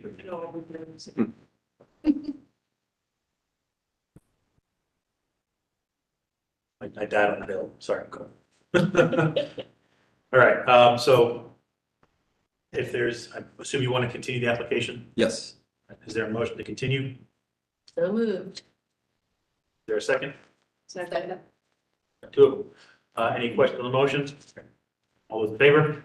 Against? Ayes have it, motion passes. great. Thank you for your time, appreciate Thanks so it. much. All right, moving ahead to item number 9. Scroll. Much scrolling. GV-23-12-028, 672 South 3rd Street. Anyone here for 672 South 3rd Street? Matthew Teasman or Bishop Earl K. Fernandez? All right, mark this one as come back to it.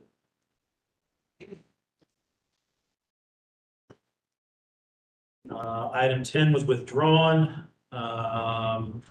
So we shifted item 15 up in the application. Yes, so 15 was added after this meeting, but it is a new application and a request for action. Okay, so item 15, GV-23-12-034, 165 Deschler. It should be up. All right, once you're settled, raise your right hand. Do you swear to tell the truth, the whole truth, nothing but the truth? I do. I already did. You already did it? For the record, so if you can say your name, sir. Eric Martineau, applicant.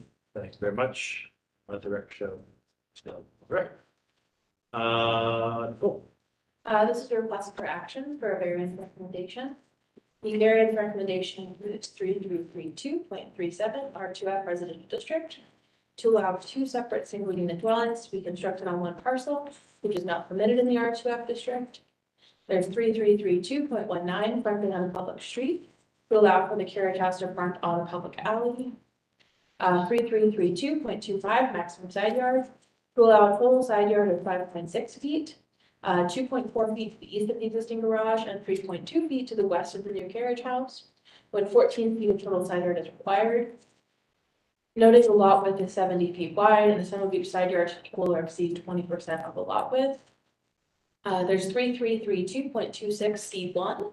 Minimum side yard, a minimum side yard of 5 feet is required to allow the carriage house to have the side yard of 4 feet on the west side of the new pavilion, a side yard of 3.2 feet for the west side of the carriage house, and a side yard of 2.4 feet for the east side of the detached office structure.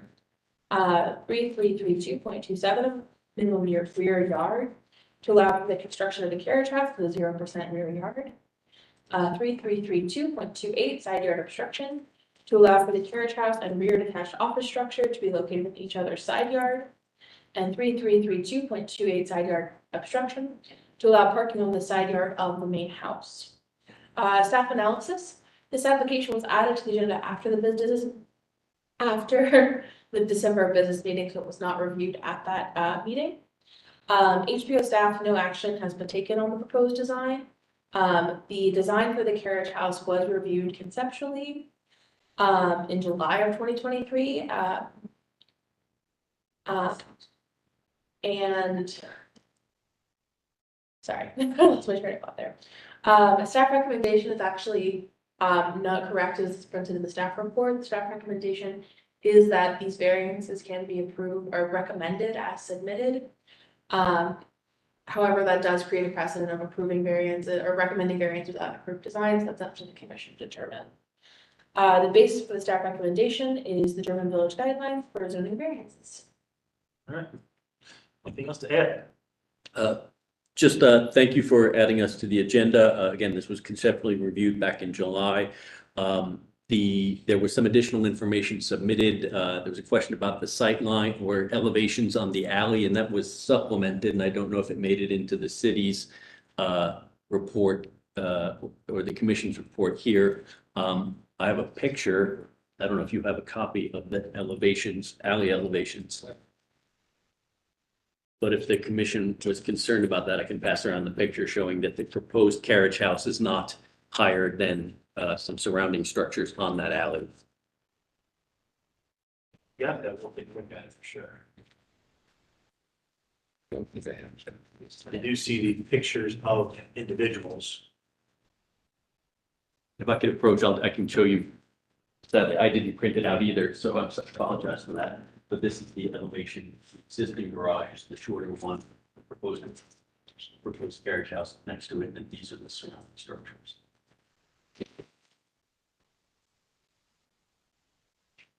This is the property. This is the Office. The proposed carriage house just to the west of what we're proposing is not constructed, but it was, The big one, with the hip roof. yeah. HPO staff will know we did pull it from the file. It's screen now. Okay, there we go. Wonderful, so. Go back now.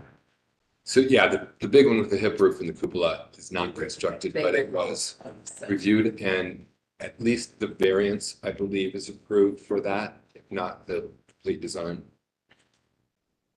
I know it was reviewed by the commission and it was, but I don't know about the final approval on that. I know that given the length of time since that approval, no matter what, that would have to come back to the commission as well. Better than what, 2 years? 2-3 years, basically, depending on. With respect to the existing at 175 and 179, those are existing to the far right. Sure. And show the relationship of heights. So, question I have, the very first recommendation, variance, to allow 2 separate single-unit dwellings to be constructed on 1 parcel, not permitted in R2F. I have not come across that one before. We've done carriage houses. What's driving that variance? Is it just a new interpretation of the code? I've included that in every carriage house. I don't, The city code doesn't allow 2 residential units on a single parcel. you could have on R2F, you might be able to have a duplex connected, but 2 separate ones is prohibited. Unless you do a lot split, right? Yeah, that you could split the lot but if you want to keep it one lot, Yeah. then you have to get a variance from 037 or whatever the R district you're in. Most of them, I believe, do prohibit separate residential units, not connected. Is that why we've been doing the underlying reason for the bath or kitchen, not both? Then it would be, No, it would I didn't think that Both was, be a separate.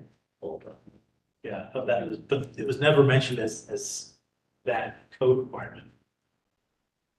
No, I think it was originally developed so that it would be the lot split and making another small piece of property that has its own parking lot.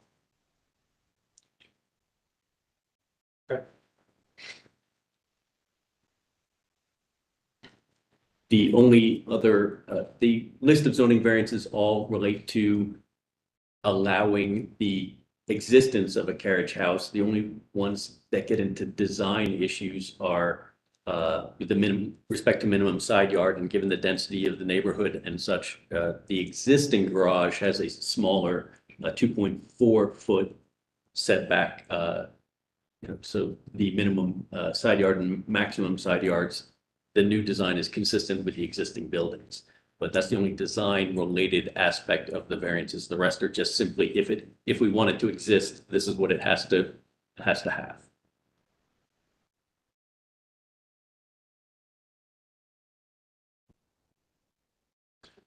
To Cole's point, the proving a variance without proving the design, we've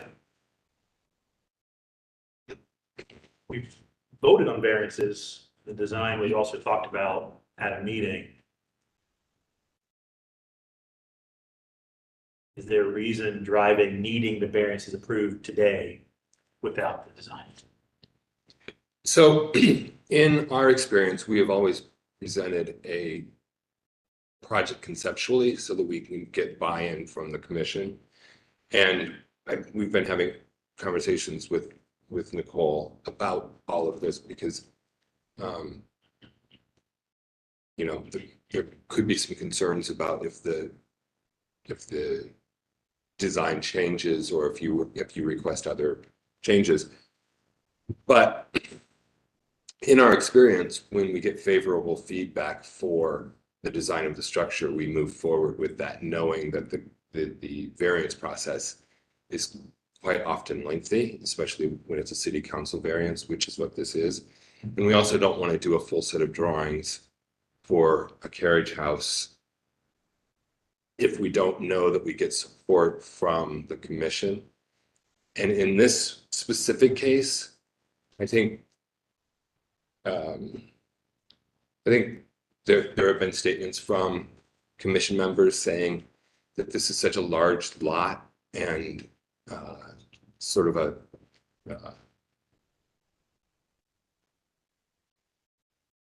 we don't have a lot of concern about lot coverage or setbacks or the scale of the structure, and we've got carriage houses on either side, so we've been very comfortable to move forward.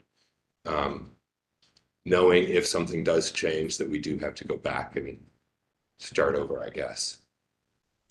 I would add that I think there was a comment regarding a preference or a bath or kitchen, but not both. So if a client came to us and said collectively, we want to build a carriage house here, and go, okay, well, I'll put together the variance list, and if we have to go to the design at the same time, we're asking for a variance, and if the commission doesn't buy in on the variances, we have a full design for a full carriage house and all the money and then invested in that to go, we will allow a bath or a kitchen based on the size and scope, not both. And that could mean the difference between wanting to move forward with their project. And then at that point, they've paid for an entire construction drawings for something that never got off the ground. Understood. And that's my worry with clients, to try and make sure that we can get the idea, the concepts approved first step, the variances, if those are acceptable, then we move on to the third step. Yeah, and I know that you're saying that language for an additional dwelling unit or is the language that's used, but that to me would signify that you would have both kitchen and. the Well, bathroom. absolutely, Yeah. absolutely. And But so, that's Where. didn't mean to cut you all off. said that I know. And then, as everyone is aware, the city of Columbus is getting a new zoning code, and that is the terminology that they are using in that. So we will probably be using that terminology. And I would say, I'm not opposed to a true second residence Yeah. on a lot. If the lot remains. And I don't want to get too deep into the conversation about ADUs, since we don't really have any mechanism at the city for dealing with that separately or differently. I have seen other cities where their AD regulations require all the utilities for the ADU to run and connect to the main house as opposed to separate. So you really can't split it off because now it is connected and tied to the main property. And city of Columbus specifically wants us to make it separate. Yeah.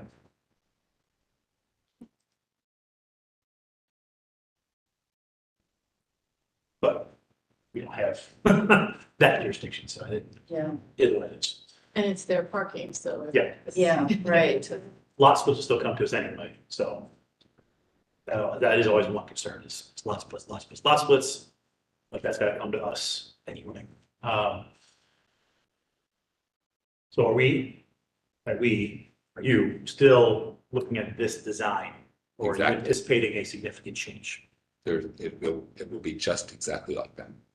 And I think you've seen this before, but we did do the 3 doors as you requested instead of 2 and 1. Yep.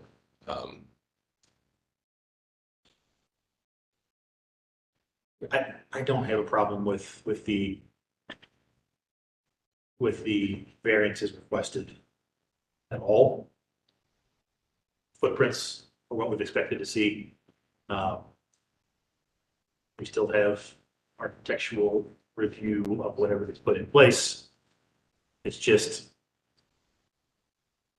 what we are concerned about, which I believe has happened in the past, as we go through this process, we get the zoning variances recommended, the project never happens. Now we have these variances floating out there that don't really apply to anything. The next person comes along and buys the property and they change the design completely and say, well, we have these variances, we can do whatever we want with that. It's like, okay, well, that's part of our concern. We have had this similar situation come before, and the commission has gone on the record saying, we don't have problems, this is all good to go, to get on record for the applicant that you have buy-in from the commission, just barring the final design, that gets the client what they want. Just, it's procedure precedent that I'm the most concerned about. In that circumstance, that design still has to come back. So if the 3rd or 4th owner down the line realizes, hey, there was a variance here, I want to build this super modern, ultra, glass tower carriage house, it'd be a non-starter with the commission. So it'd be the same process as if Steve had a final design right here and we're sitting down and we're fine with the variances, but that design does not meet our guidelines. No, come back another time. So I respect the concern. It could be out there, but the commission's not going anywhere and they're not going to get, they're not going to forget their mandate as to what they're supposed to do. So they're not going to let a bad design get passed. So I think the protections are there. So just as a hypothetical scenario where the domino effect could happen. So something like we want to have the side yard reduction. So you have one property up against that property line, and then this, because the size of it and everything, we want it up against the property.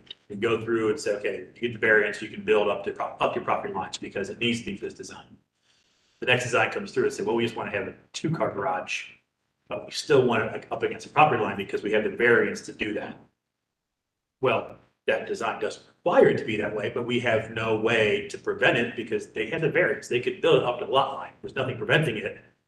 Architecturally, historic preservation wise, we don't really have anything to hang our hat on because, yeah, they can build the lot line. So that's the kind of scenario, and it's not the only scenario, but that is where the dominoes could fall, Because this variance is not tied to a specific project. right? It's tied to a property. So yes, we can talk about the detailing and the massing and everything else. But it's hard to take back those kind of things. Is that a small risk? It's probably not gonna happen, but we've been down that road before of, yeah, probably won't happen, and things do happen. So that's where I'm coming from. I mean, can we tie it to the application? I think we tried that before. Okay. But I don't think that zoning Reads accepts it as those things. Unless they now allow you to have those kind of criteria put in place. So do you think the risk is less that if we get them all the way through construction documents before approving the variance, that the chance of the project moving forward is greater than if they got the variance started? So Here, yeah, I mean, you could just have some sketches and then decide, oh, we're not moving forward again. Because now they've seen the cost of construction. But I'm using your specific just because that's what you brought up. Sure. Our variance still has lot coverage calculations, building sizes, setbacks, all of that information. And Yeah. as part of the application, we had to submit elevations to like verify that we don't need a height variance or Yeah. even parking. So again, if we wanted a 2-car garage, that would change parking garage calculations. So I understand the concern. And we wouldn't be moving forward if we weren't comfortable that you're going to approve, that we are going to be able to work out any architectural details that we need to with this, at least massing and footprint. And looking at what's being requested, I don't really think any of these are really gonna be problematic. I think what you're asking for, it's not asking for height, it's not asking for oversized massing. I don't think that any of these are really gonna be too problematic down the road. It's just, you open the door for one, you open the door for all. well, as a general matter of practice, if 10 years from now, somebody comes back with another carriage house proposal, isn't it automatic that staff checks to see in the previous approved applications, what else has been done? Like, and then this project and the variance would suddenly come up saying, oh, there was something for this 10 years ago. Yeah. And the side yard setbacks, though reduced, are stipulated, so Okay. you're still tied to a footprint. Right. Right. So I'm okay. This there, I'm okay. I do have one question. On the second to last, states to allow the carriage house and rear detached office structure. Concern is, will zoning somehow end up locking in that property, that building as a office? Or does it just need to be a structure, residential structure? I believe that was a request from zoning staff that we called that. Yes, they asked us to designate that on the site plan just to make sure that, you know, we were not, both not keeping it as garage space and also not A dwelling. going to plumb it and make another carriage, or, you know, so another separate ADU or carriage house, so it wasn't a row of that. So they, Home office, yes, yeah, commercial office. And the underlying zoning would not allow that to be a commercial office. Can you not have, can you not have office space in R2F? I'm wondering if it's gonna open the door to now it's an office space, therefore it's office use. Different parking requirements and everything else separate from the residential use. Is that gonna unintentionally open up the door to other problems? So we just call it a study. Yeah, That's the question. Existing personal use office. I would, Some more clarifying language. I would hope if, talk zoning is what zoning says you need. I hope they thought through all this stuff. It's not gonna pop up later. yeah, and R2F does not allow for Yeah. commercial office. Professional office, because We we had do that zoning, earlier today. Yeah, okay, yeah, you're right. We do that. Okay. All right, everybody is okay with it? It seems to me that it's it's appropriate to the size of the lot and it's appropriate in terms of the design. And I understand the concern about, you know, And you if set precedents, I but think Ned would say, well, this is the type of building that would have had a carriage. yeah, Agreed. exactly. Everybody's okay with it, we can take a vote. I will state it. I'm gonna vote against just because of procedure. If we have 3 passes, so I just need to put my voice out there because of procedure. And if I may, we've been doing this a really long time, and this was sort of surprising to me because we, in the past, we have always gone conceptually to identify the variances and then follow those through on 2 paths. Yeah. With commission review and recommendation, and then final approval. So conceptual review, variance recommendation, and final review. And because we were having this conversation with Nicole, I looked up a bunch that we've done in the past, and they're not all with German Village, so given, but we have done them many times. Sure. So And have notices gone out to the neighbors, for the variance, the variances? Yes. yeah. The sign's posted, the notice is out, Okay. I can Submitted. A couple of details. this year. HQ staff would just like to know that this would be a recommendation, so if the vote does not pass, it would be not recommended. And that's not, there's no denial there, so there's no appeal process to that, you just have not recommended variances, just to make everyone aware of that. Yeah. Yes, please. I believe, if I'm correct, we've got the votes to Okay. approve. I just wanted to be aware of actions taken. Yes, Thank you. so, okay. Nothing further, is there a motion? I move on application 15 GB 23 12 034 165 Short Avenue to recommend the variances as submitted. Second. Got a second, any questions on the motion? All those in favor? Against? Nay? Ayes have it, variance is recommended. Thank you. Thanks for So your much. time. Nicole, thank you. That's the word. Okay, moving ahead to conceptual applications, item 11, GB 23 12 030 491 South 4th Street. Once you're settled, if you raise your right hand. You swear to tell the truth, the whole truth, and nothing but the truth. I do. And your name? Art Willett. Very much. Cool.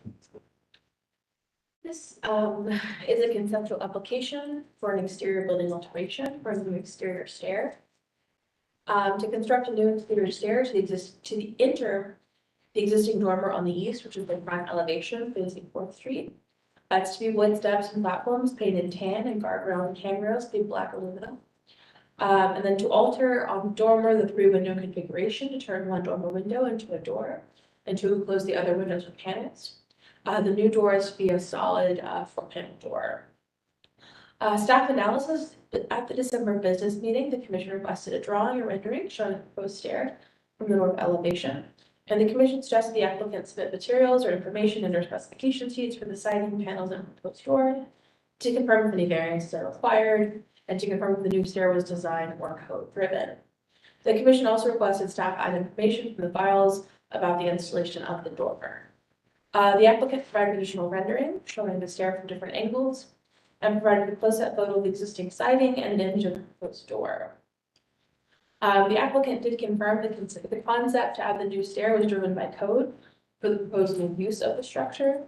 And the applicant would also like to remove the paver step at the patio entry and to reslope the pavers to gain accessible access to the 491 South 4th Street front door. There is no COA on file for the dormer. The dormer does appear in photos that are undated and also photos from 1996. The Ohio Historic Inventory Record for 495 South 4th, which is connected to this property, shows the dormers as existing in 1995. There's no permits on file either, so it seems like the dormer is Historical is of course up to the commission to determine. The staff recommends the commission offer design feedback that can be utilized by the applicant to further refine the proposal for review at a future DPC meeting. The basis for the staff recommendation, noting that no action is required, is City Code 311611, standards for alteration 1, 2, 3, 4, 5, 9, 10, 11, and 12. The German Village Guidelines for additions 1, 2, 3, 4, and 5. Anything else to add? Yes, I did send a picture of shiplap siding. I don't like those panels on the front, so I said, I was thinking, why not just cover the whole thing up with the shiplap siding, which is somewhere, I have a picture of somewhere else in German Village, actually. I sent it after this, so perhaps you don't have it there. But anyway, just an old fashioned shiplap siding, cover the whole dormer with that to make it look like an older construction. As far as the door, I'm trying to match the door underneath it. That door underneath it does have, and it's the only one that has like the arches at the top of the panel, of the floor panel. It's the only one in the entire building that has that.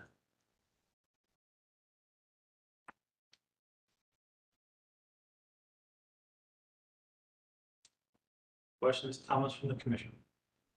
How far away is the new stair from the arched window? What's the gap between From the, what, from which part? the little arched window on the first floor? Like how close are you to? Well, it's actually 8, I made it 8 inches. That window is going to have to be covered up on the inside for code reasons. Because you can't have I want to leave the window because it's a pretty little window, but on the inside, I'm gonna have to cover that up with the gypboard because you can't have an egress stair passing an unprotected opening. So it will still be there. I've set the stair 8 inches away from the face of the building. Mostly so I wouldn't have to mess around too much with that existing gutter. So it could go past that. I'll still have to modify that somehow. I do want to, if approved for a concept, I do want to change the shape of that stair too. I don't like the fact that I've got 2 different runs. If I even those up, I can make it all sit right in front of that one section of building. Yeah. Oh, not have it stick out past. Yeah. I was being totally practical and thinking of egress and circulation when I drew it that way, but once I drew the perspectives, I didn't really like it too much. So what was the original use and what's the new? The existing use is office. The new use is it's actually a bar. And the code issue is that you can't have an assembly use on a second floor unless you either sprinkle the whole building or have egress directly from the second floor down to the ground.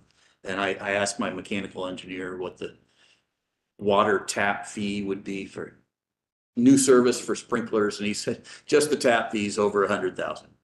So for a 2,000 square foot little building, that's just not in it. Yeah.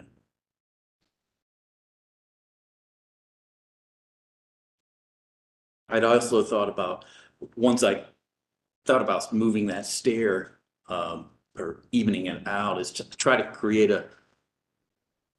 something visual to direct people that this is the entry. So I was thinking maybe like a canvas awning sticking out from the building to the front face of the stairs with maybe the name of like a half round to maybe have the name of the Bistrolino on the end of it or something and say that this is the entry.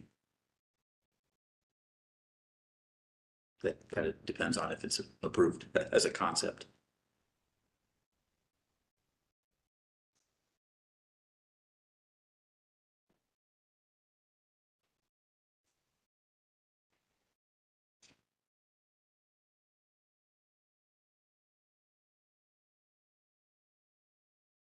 So in your sketch to even out the stair return, it still doesn't come past, there's still ample opening to the door. It will be, even if I move it over there, the width of the platform is a little over 6 feet. So that's what that opening would be, the clear space in front as circulation space. So it'll just be even with the column support post. Yeah. And that dimension is all predicated on how much room I need at the door at the top of the landing.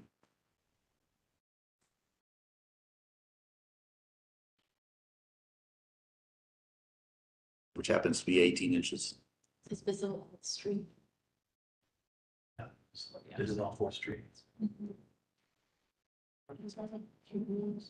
Yes, which I'm curious to be. Really surprised we don't have other photos of this building.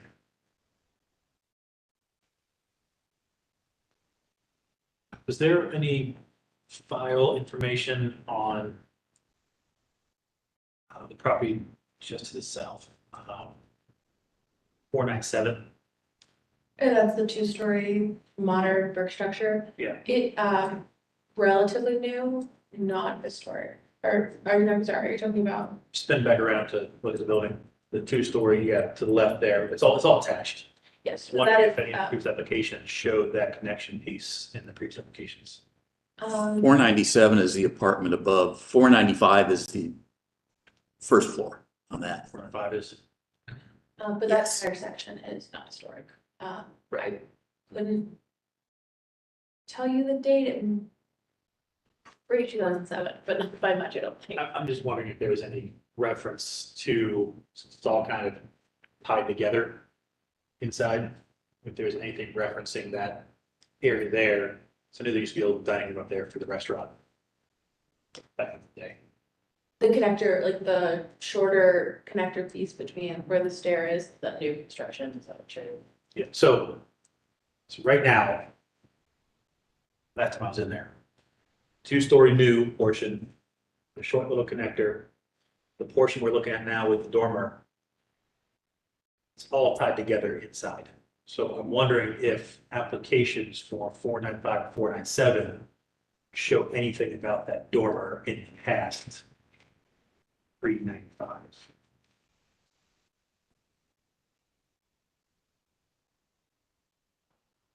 Something to look into. Definitely. Next team. So I think that addition, the newest brick addition there, the 2-story, is after that time. I think it was around the time of those photos being taken and the photos were for it.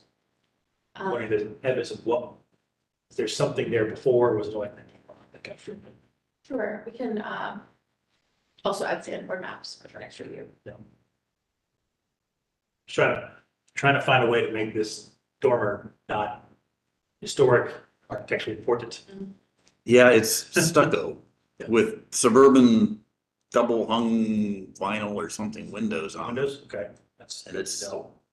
well, that's why I was thinking at least cover it up with shiplap siding that's typical in German Village.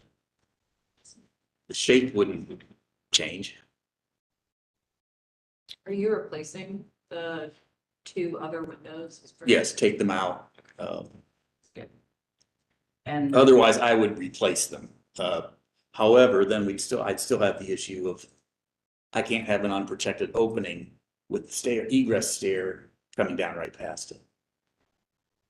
So they'd have to be fake windows. So the historic issue is like cutting into the roof in order to get that door in. Well, the dormer roof and redoing it. My feeling is that that area is already chopped up enough. It's like a leftover little space between 2 nicer looking buildings. Yeah, so Nicole, I guess I'm curious, like how old is that rear addition that the dormer sits on? I do believe the sandboard maps are in the materials towards the end. They are not. File. So that's, we'll check the file really quick just to confirm, but, they do appear in at least the 1961 sandboard maps.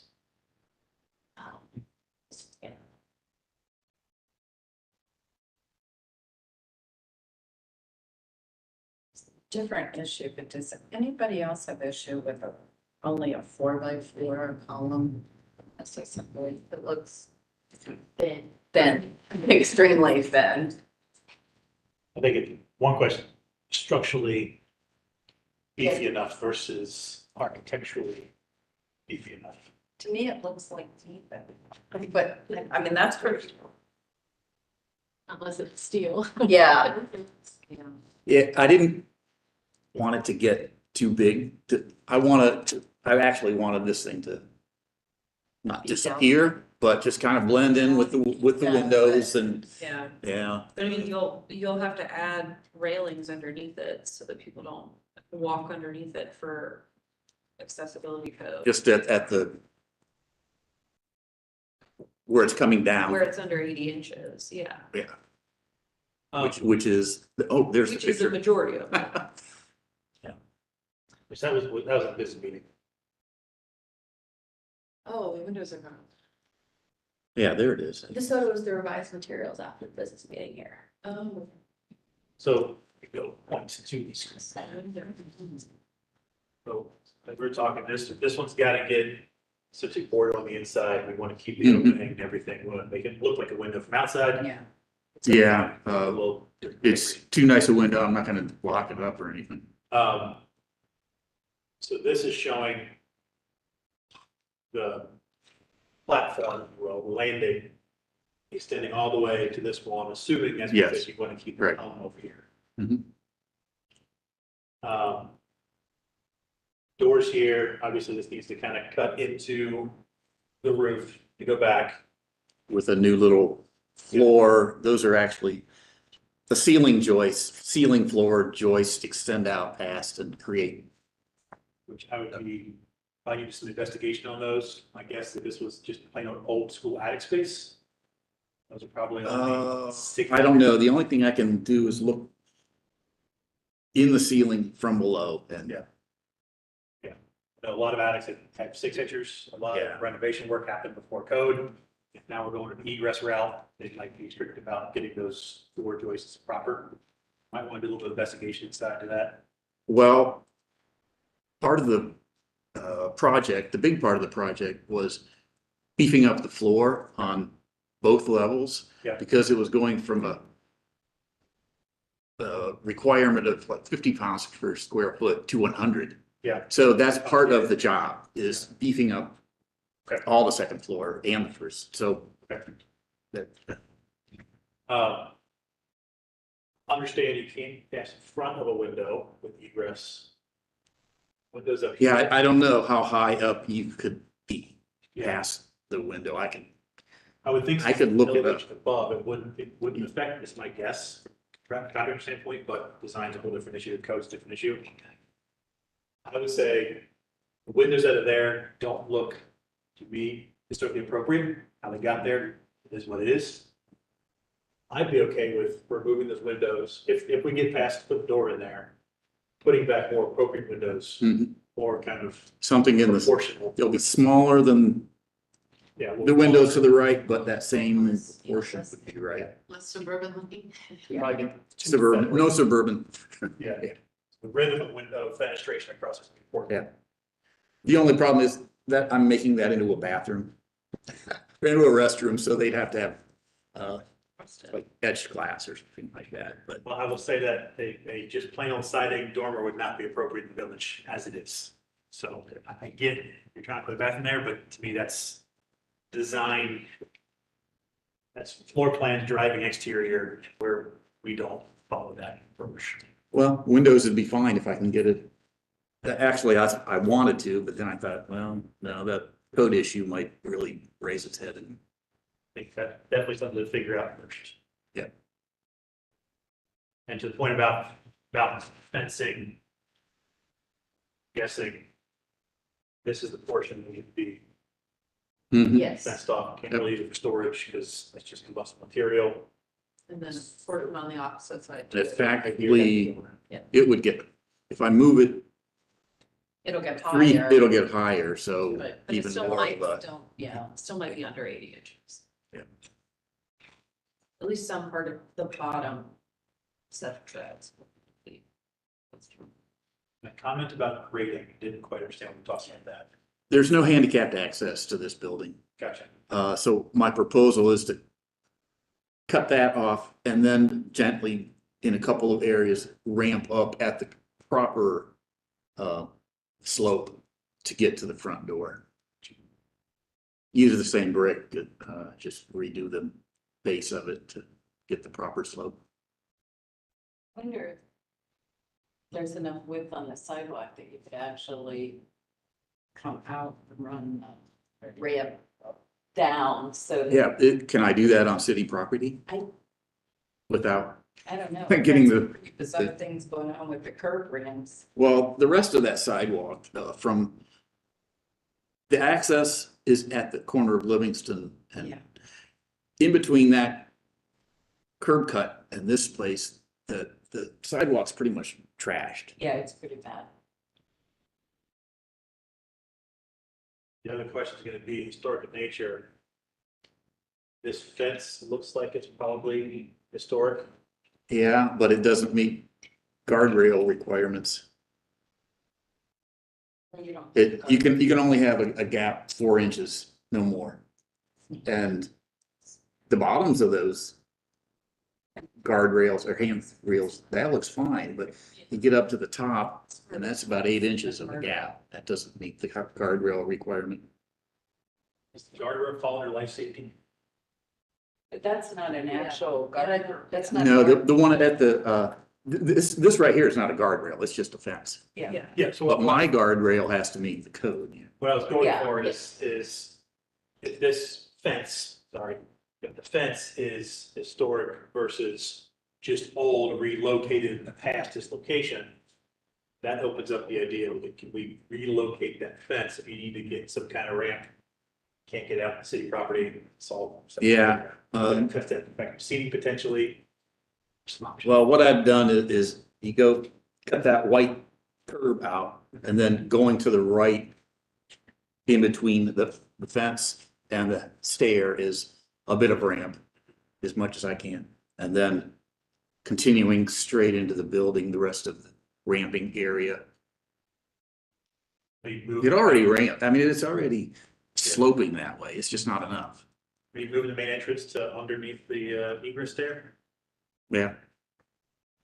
That's one of the entrances. That's just there's actually, I'm turning the front door into an entrance too. That's just gonna be the handicap entrance legally. I'm just thinking if you have a ramp that's kind of coming in and then over, Is that gonna be the natural?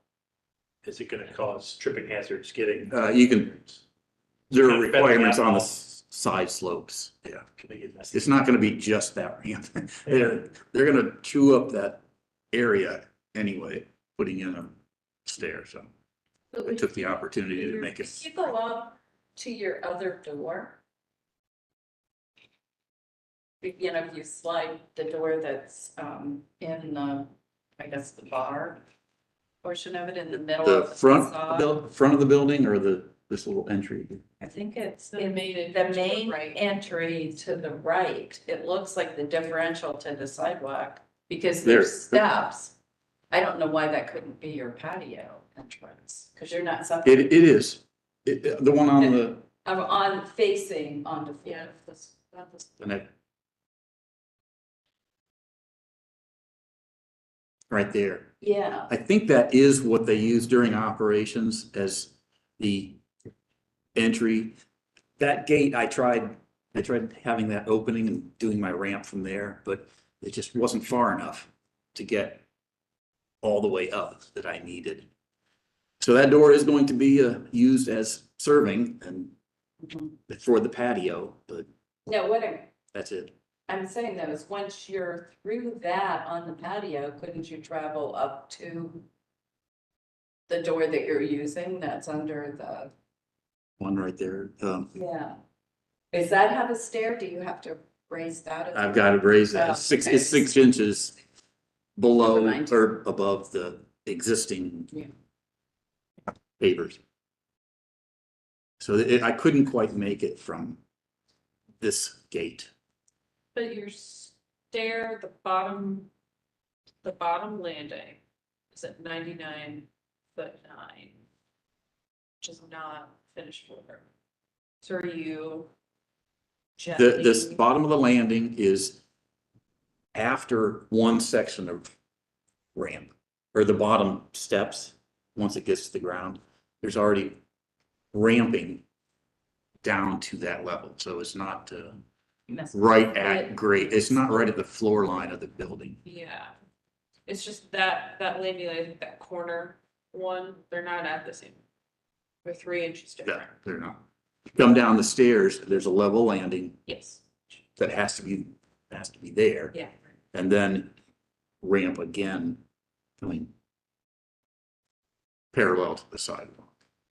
There's a ramp from the doors down, level at the stair, then more ramp. But you've got about a foot difference between the landing and stair and the intermediate landing directly above it.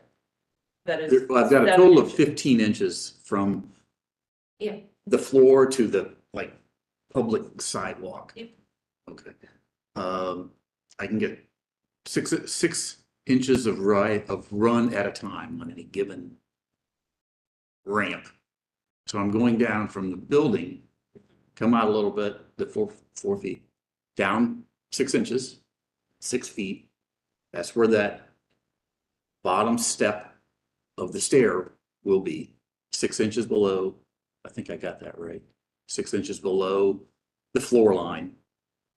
Then it turns and goes parallel to the sidewalk for the additional 9 inches. Yeah. Yeah. It's, my concern is that intermediate landing, after you turn, you have your 6 feet of, 4 feet of Mhm. slope, and then a landing, and then another 5 foot of Well, slope. if I, It's if- right next to. yeah, but if it's approved, then what I'm going to do is, move that stair over. I'll have a longer run that I can ramp along the sidewalk. I'll have additional ramping space there. Is there any concern that the ramp that you're putting in there is gonna be a tripping hazard when you come down? That's what I'm the stairs? thinking. Well, on every, About. all these pavers, you can ramp a minimum of, or a maximum of like 1 in 10 on each side. So your intent is that the, where you come down the stairs, that the pavers will slope? We've gotta have, that's gotta be flat. That space has to be flat at the bottom of the stairs. At the bottom of the stairs is just that little square you draw, but everywhere around it, you're gonna slope Is- up or down to meet the ramp? Yes. Because otherwise the ramp is gonna There be would, 3 inches. I might higher, have to 3 inches lower. do that Yeah. just so that I don't have too much of a ramp at any place that people would actually be walking. Yes, because there are those considerations as well. And on the other hand, I can redo as much of this patio as I have to do. I just didn't want to get crazy and redo the whole thing. We'll throw one other option. I know we came here to talk about the stairs. Yeah. Hey, the ramps are first. If you go to page 2 of the application, there is a gate out front, and there is the curb ramping, which I don't think that's currently to code. I think it's got done at some point in the past. There's a gate right there you have already. And I'm not knowing what your seating plan is, but in theory, you could have that first leg of the ramp, start from here, and get up to a certain height before that service door comes out, and then you can run, do what you gotta do. Yeah, I can't quite use that front door Yep. in any way I try to get around. I just couldn't get it to use this. Shoot the ramp. Okay, but one thing that doesn't show here very well, Yeah. the whole slope, or the whole thing kind of slopes towards Livingston. Gotcha. So the more I come from this side, the more trouble I have. Gotcha. Back here. Yeah, it is. Oh, yeah. Restaurants are, so do you have to have this handicap ramp that goes to the street? I got dinged on that for the Uh, building code. If you guys don't want me to, fine, I'm good. I've not seen one to the street, but I would assume that is. That's what they're making you do. So your ramp has to go all the way to street level, not just to the sidewalk. They've got to be able to get to the public way. That's the sidewalk. Yeah, the public side. Okay, yeah, not street. His patio is 5 inches above the sidewalk. Now, if you were to say you don't allow that, then I'd be fine. I could respond to the building department, but I can make this work. That's the problem. Just seems like there's a more elegant solution, but we can't solve it right here. I would say ask the city for, to take up 3 feet of the Yeah. walk, to run it straight along the walk. I mean, there's plenty of width on that lot. It looks like the space is there. Well, that would save me 5 inches if I That would ran get you- outside, It but could get you to your patio level. mhm. I mean, restaurants are asking for seating on public sidewalks. Yeah, that did get in the way of some of my seating, but you know. I would say, hey, dude. ask the Well, city what would to it trade take off. to, what would it take to get approval from, I mean, who do I get approval from? Is it, That's a city sidewalks folks. I think there's a, whoever you go to get, patio seating on sidewalks, who that is, I don't know. well, this would be the public way.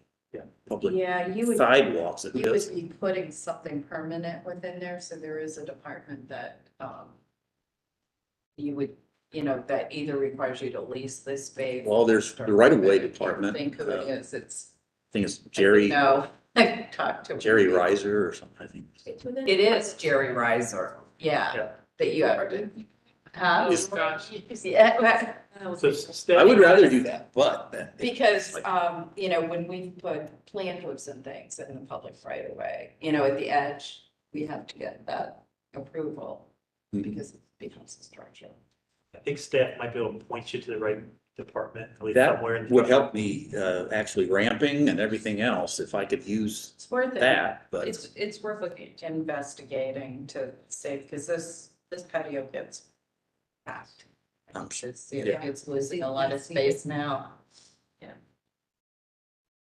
All right, so back to the stair.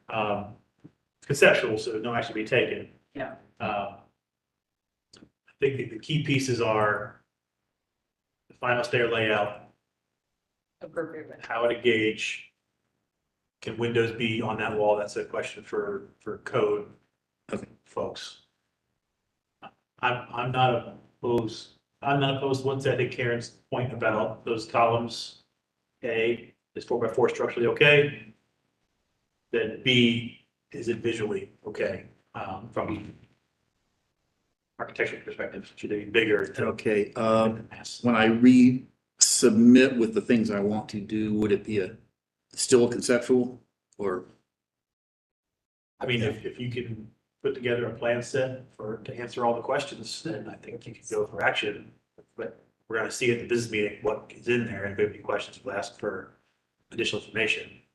Can't tell you, Okay, how to get there. I would like to get at least conceptual, the building reviewer said that, he's not even looking at my stuff until we get some kind of ruling from the German Village Commission. So I'd at least like to be able to tell him they're okay with the stair, if you're, Conceptual, I'm okay with it. Any questions, concerns about the architectural nature of the stairs?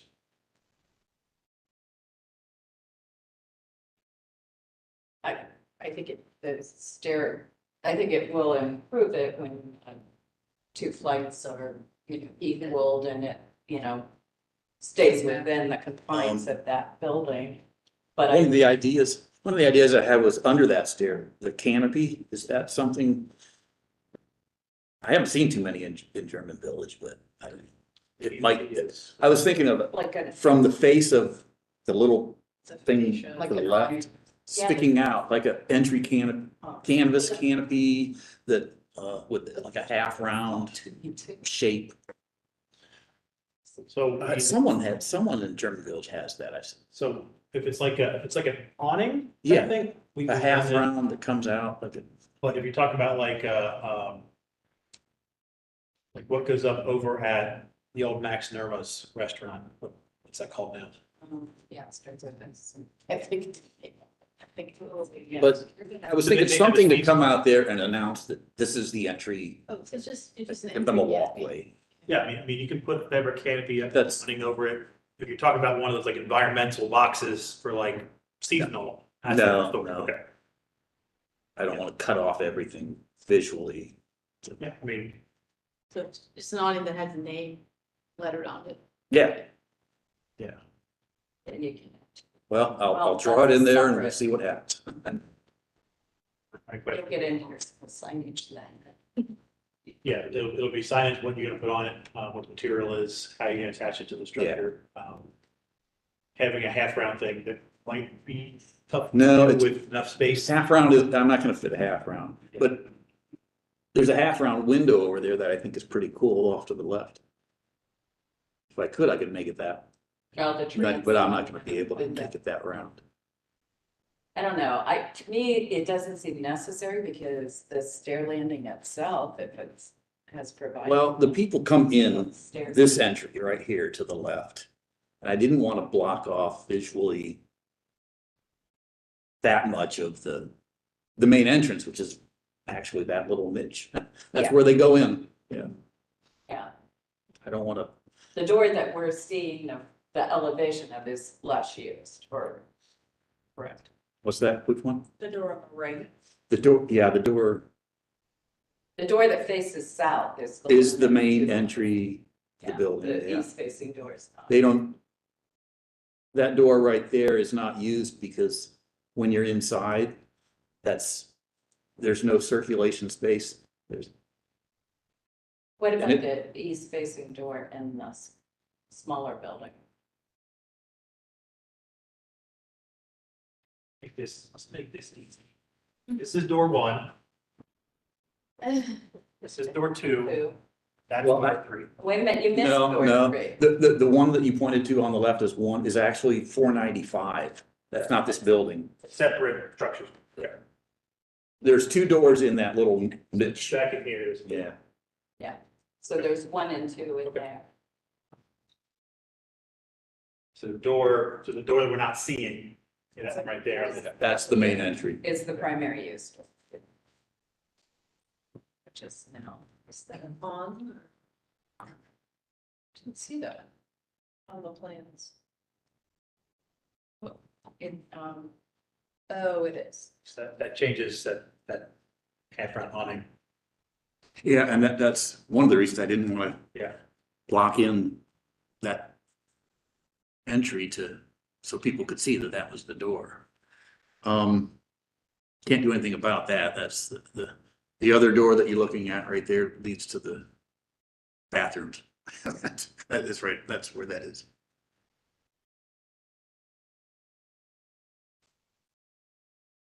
Because signage, I think you're gonna have to. I've got to run this past the owner and Bistrolino people and see what they have to say.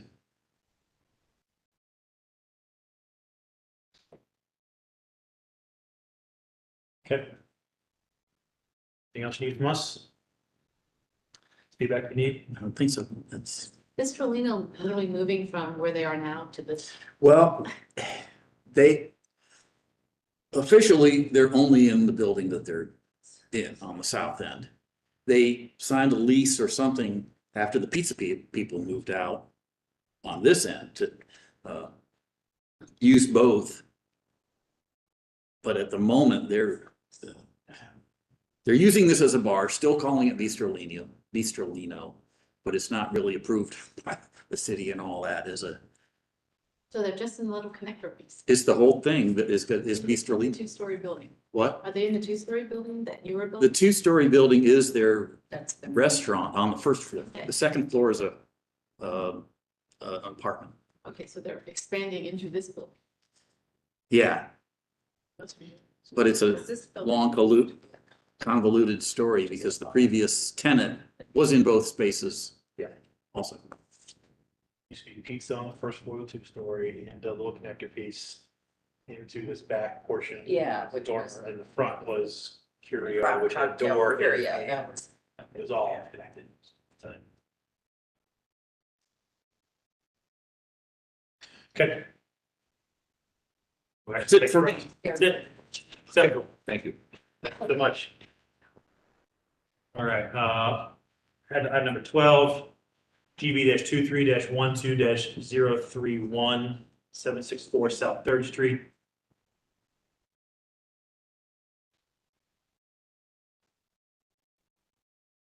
And once you're all settled, if you'll please raise your right hands.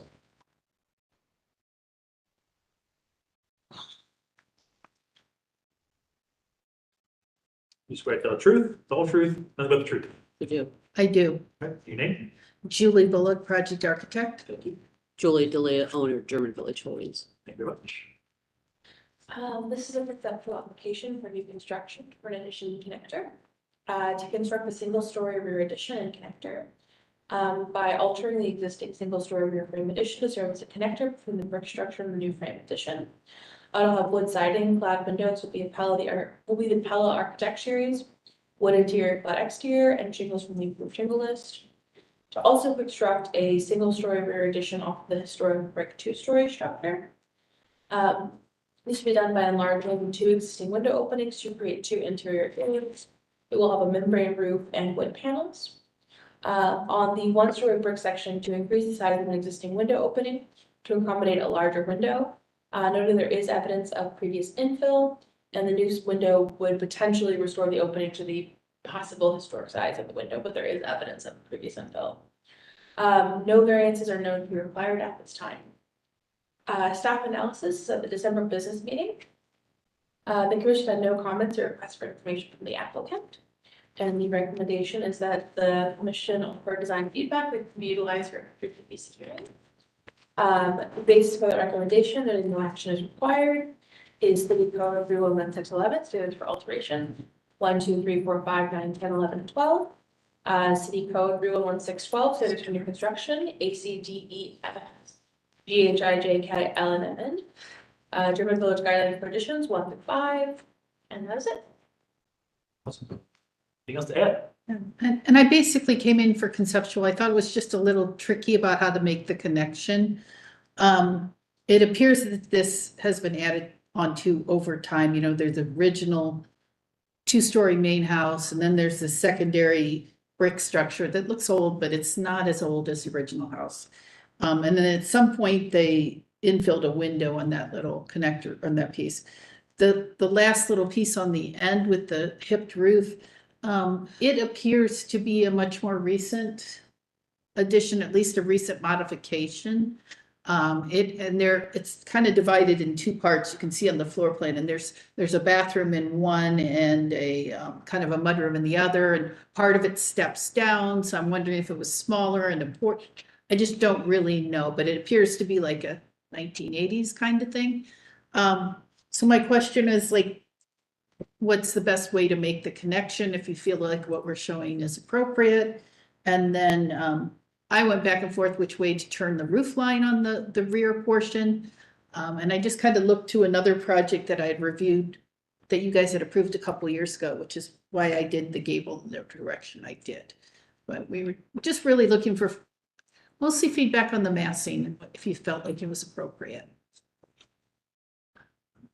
Feedback from the commission. I'm only concerned is the breakfast room in the corner. I'm sorry, and I The can't hear. breakfast room that's in the inside corner of the historic building, is that new? There's been a lot of modification that in that corner of the house is now a kitchen where there, I don't know what it was before. So there is an existing. Yeah, so we were adding a little kind of a glass bay to kind of connect that in using the 2 existing masonry openings that are there. So that is a new. That is a new I forgot, I forgot to mention that we're trying to make that kind of glass and transparent so that you kind of see the house behind it. That was the intention. But also providing a better connection, because right now you have to kind of wind your way through that front room to get to the back, and there's not a lot of views of the backyard. And this is a great lot. It's a really long lot. And so Julie was also hoping to just have a space that celebrated the view a little more than what we have now. With the first floor bedroom. Yeah. Yeah, and adding the first floor bedroom. right now it's a one-bedroom house. It has some kind of weird loft that we're gonna take out. It's not really a bedroom. So, So before I get into the petition, that breakfast note, one piece of feedback, looking at, first sheet, fourth picture from the left. You're gonna have a tough time, I think. It looks like the window, head of each window on the two walls is a little bit different. But trying to get that little enclosure under the addition eave, and then above the window adjacent, it's gonna be kind of funky. that's, I do not have it under the eave on the, Okay, so you have like gauging the roof itself. yeah. Okay. That's, and that's exactly why I didn't. Good catch on your part. So it switches to a membrane over top of the. Yeah, just a flat. Okay. Details, that's what I did. So I do appreciate the connector piece coming off, respecting the additional, the newest frame addition that's there. I've got no problem with moving the door openings and closing the window openings. It's frame, it's not brick, so we're good.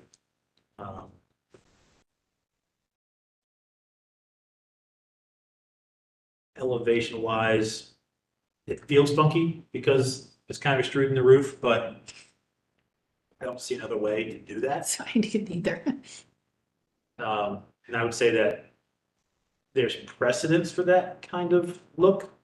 Houses that have the inset porch, it's kind of what, to me, it's reading as.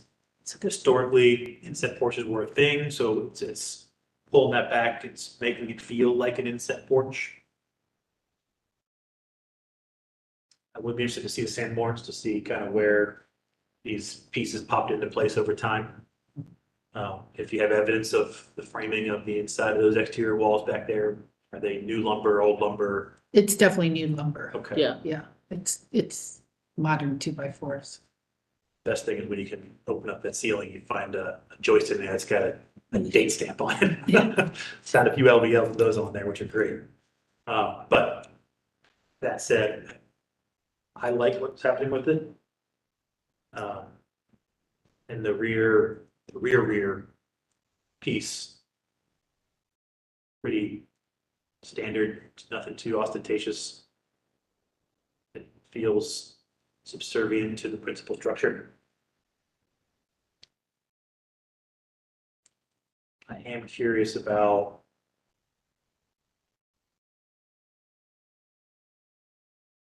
this side. Seeing in the plan that the north wall of the inset, the entire north wall of the new portion is all one plane. Curious as to how your roof eaves and everything meets. It's a good, I mean, I should, well, because it's a little bit different height, but you're right, I might offset that. I think it'd work a little better. Can almost center it. Yeah, Can you clarify the infill of that powder room door? What are you infilling it with?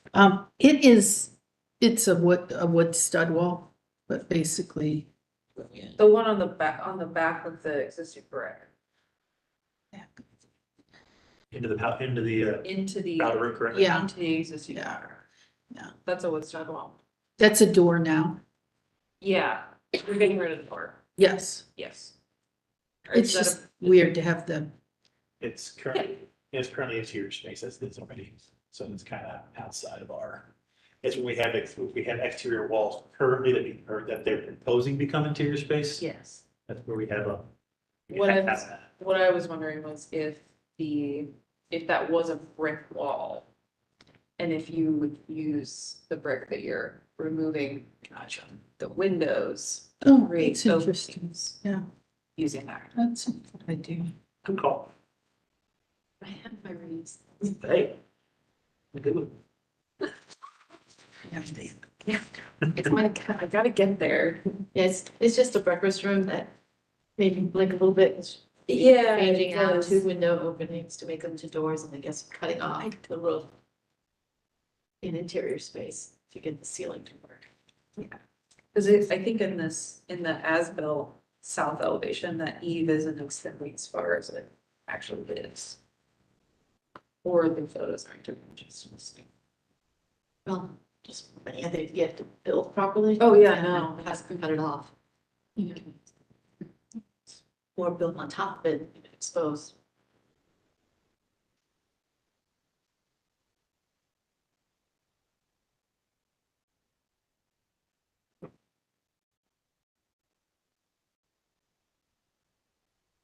And I would ask, gutter systems.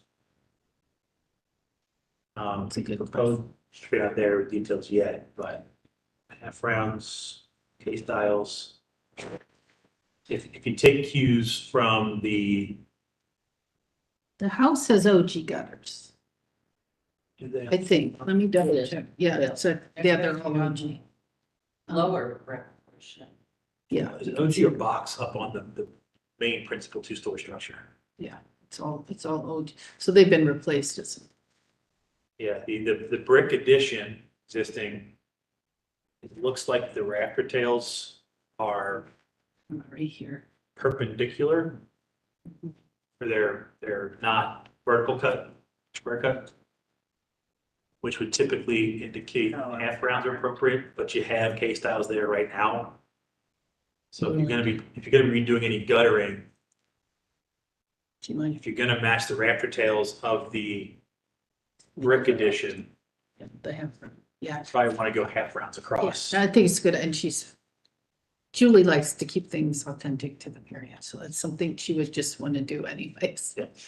Okay, that's a good idea. So right now, it's a little mixy matchy right now, just It definitely if is. you're doing it anyway, might as well just get it done. Right. But the frame addition would be typical, Yeah, as right now is what it is, so. should probably want to match that with the half, she'll want to do the half. Okay, My only other question is gonna be. So right now, that rear addition roof is pretty. Say. You're not raising the ridge of that roof at all, the high point where you're attaching right now on the existing frame addition. That high point is the same high point as the ridge of the new addition you're gonna be doing, correct? yeah, Okay. Yeah. I just see a window back there that looks like it might. yeah, that, and that's why, yeah, I had to miss that window. So the existing frame addition where the bathroom is in now, you're just gonna extend it and make that the connector. Yeah.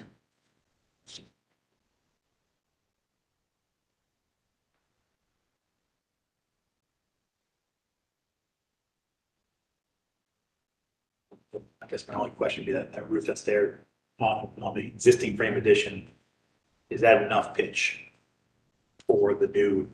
I think so, I counted brick to get the height of it, I had to kind of approximate, but I believe so. Okay, But, looks like it's, it was like a 3 1/4 12 or something, which I can do with this, so. okay. Right. Do you have questions? I was curious on the detail of the breakfast addition, how that roof engages the over. I'm sorry, I can't hear. How you. the breakfast Oh. roof addition roof engages with the overhang. That detail, yeah. Yeah. Okay. And I guess you save the sills in case somebody wants to put the windows back.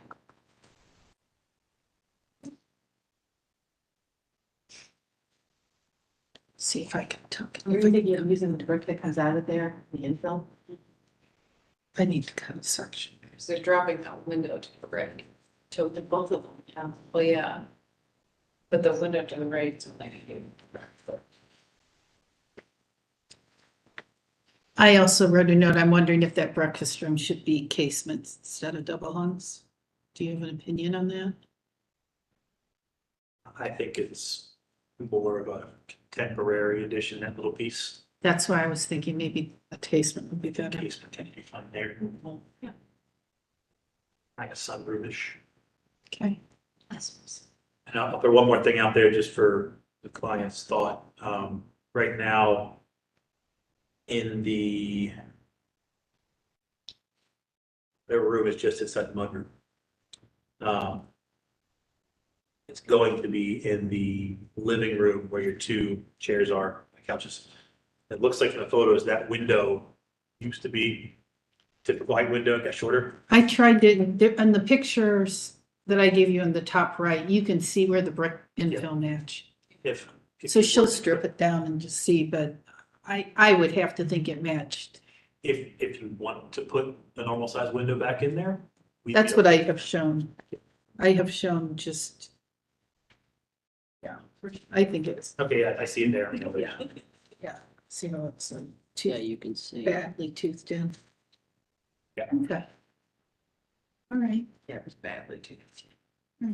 well, thank you. I think that's good feedback for us. My last topic will be on the, never mind, that's the as-built elevation, that rear weird, those 6 windows. But you're getting rid of that, so we're good. Any other questions? You guys have had a long night, so. Move on. Thank you for your time.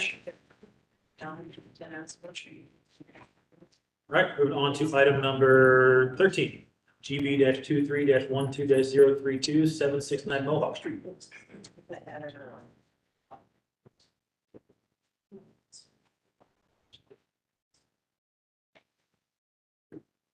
Once you're settled, Julie? Julie? No, sitting up there. Okay, sorry, lost the bound. somebody left something up there.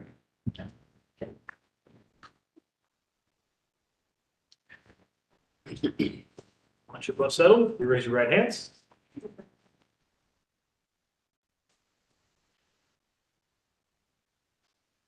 You swear to tell the truth, whole truth, and the truth. Yes, Yes. Okay, Dan Morgan. thank you. Sally Friedman. Thank you. I will note there is a speaker slip for this property that I will post to you now. Okay. So this is a conceptual application for new construction of a variance recommendation.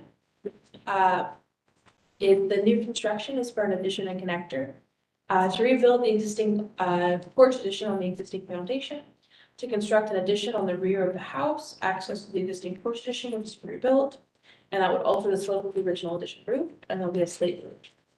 And then to construct an enclosed porch connector from the proposed addition to the existing garage, and to construct a privacy fence in front of the addition and connectors. This would require variances, be a variance to 3332.18D lot coverage to increase the allowable building coverage from 50% of the lot area to 51.9%. 3332.21F building setback east to reduce the required building setback from 10 feet to 0.3 feet. And 3332.26 minimum side yard south to reduce the minimum side yard setback from 3 feet to 0.1 feet. 3332.26 minimum side yard north to reduce the minimum side yard setback from 3 feet to 1.2 feet. 3332.25 combined side yard to reduce the size of the combined side yard from 6.3 feet or 20% of the lot width to 1.3 feet or 4% of the lot width.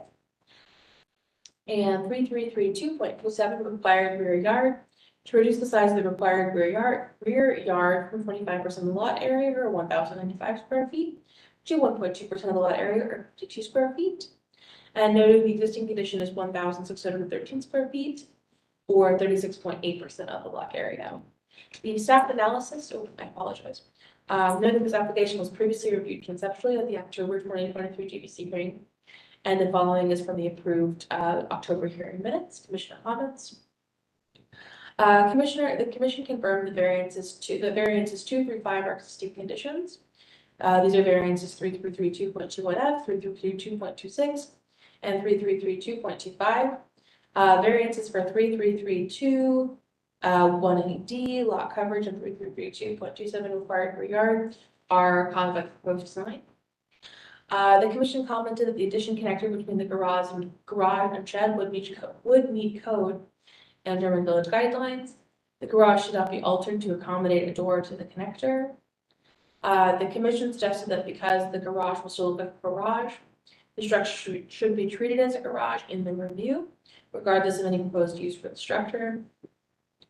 The commission discussed that addition connector between the garage and the primary structure does not meet code or German village guidelines. Connectors between garages and houses are more suburban and not of the typical style found in German village. The commission also expressed concern over the design as it demolishes the historic footprint of the enclosed court and rear yard. The important footprint should be retained. The approach appears in the 1922 Sanborn maps. The commission had made suggestions for design changes, but there was no consensus on any items or suggestions. And none of the items or suggestions were confirmed by the entire commission. They are printed in the staff report. I will not read all of those suggestions right now. Also noting for page 94 of the guidelines, in the connector section, it says a visible connector between a historic house and garage is strongly discouraged. At the December business meeting, the commission suggested the garage connector was the issue of the last hearing and indicated it would still be a topic of conversation at the December hearing. The commission provided that a section drawing would be required for a request for action, but was not required at this time. Staff recommends the commission offer design feedback that could be utilized for a future GBC meeting. And the basis for that recommendation, and no action is required, is City Code 3111611, standard for alteration, 1, 2, 3, 4, 5, 9, 10, 11, and 12. City Code 3111612, standards for new construction, ACDEFG, HIJKLMN, and German Village Guidelines for additions, 1 through 5, and German Village Guidelines for new constructions of garages and outbuildings, 1 through 15. And as already stated, there is a speaker slip. Anything else to add? That pretty much sums it up. We had a great discussion with everybody 2 months ago on our previous application for conceptual review. We took the feedback and refined our design with that feedback, putting forth our best effort on this application to just for the conversation to see the commission's viewpoints on this proposal before we start putting more time into detailing it to take it to the next level. We wanted to get some general massing studies going and talking, the elephant in the room, the breezeway connector between the addition and the garage. So I think that's kind of opening the discussion there. Comments to the commission? Actually, before we do that, let's go to speaker slip, and we'll open up the commission. Perfect. So Jennifer Howell, as you walk up to the podium, you have 3 minutes for your remarks, and should be it. I'm Jennifer Howell. My wife and I live next door to this home, and see where the line is where our house is. It's literally on the property line. Originally, I read in the meeting you had a few months ago, there would be a connector, and that I would see mount my kitchen window into a small yard, which would now be, instead of seeing out to the street, there would be a connector, and so I'd see grass and the connector, and I thought, okay. And so I contacted the architects for it to see if that would block my window, and they said they were going to revise the plan, and so now the plan has come back, and it's much larger, and now it does block my window. It's a foot away, 2 feet from my window. And it actually literally comes out even farther and now blocks my sunroom too. So I know that's not part of what your guidelines are, but I thought as being a good neighbor, it might be nice if it wasn't even getting worse now. So now I will have windows that look out to, that I can reach to another home. So I just wanted that put on the record that we're not very happy with the addition. Good. Thank you. All right, questions, comments from the commission?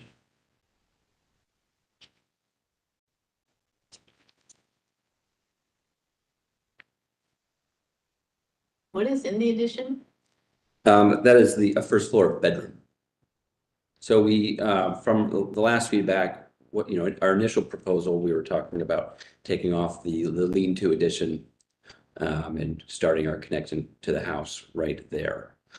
Through conversation with the commissioners at 2 months, our previous hearing, or previous discussion rather, it was deemed that it's important to keep that. And so we leaned into that and are looking at that as a hyphen connector between the two and adding, utilizing that space as a sitting room and a closet area for the first floor bedroom. The connector to the south of the bedroom is a service hall, mud hall program that's previously going to be in the garage. And we talked at our last meeting that we should keep the garage as functioning as a garage. So we worked to pull the program into the house. We worked hard to keep the addition off of the street, keeping it set back to respect the original architecture of the existing structure of the home, of the later porch addition, and of the historic garage building.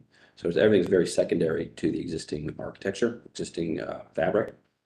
And then our delicate connection of the breezeway being thought of as a glass enclosure with a glass door with glass sidelights on both the public side, street facing, and to the yard. The big challenge of this project comes down to the comfort and safety of the resident moving into the home. She wishes to have a first floor living. She's been a longtime resident of the village. It's her teenage years, and now she's beyond that and looking to age in place. And that's a big part of this project. We know that it's a delicate matter, connecting the addition to the historic garage. So this is why we're handling this in the most delicate of circumstances here.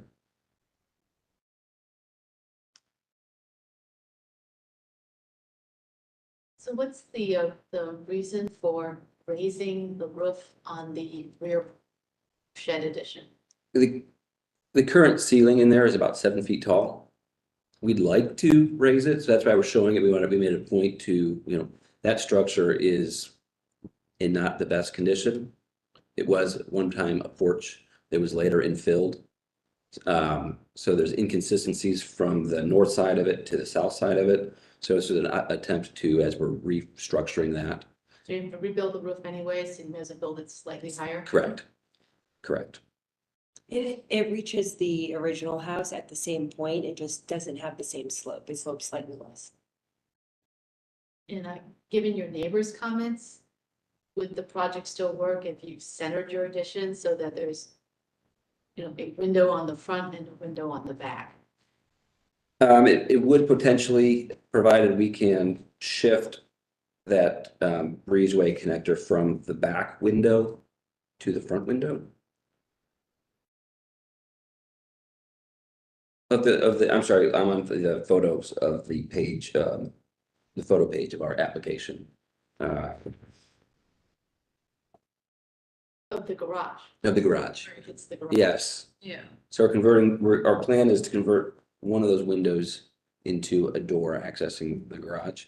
So we're trying to pull it, per the guidelines, pushing it back from the public street as much as possible.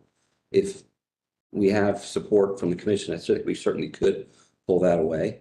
Our intent is to maintain a 3-foot setback from the property line per zoning standards.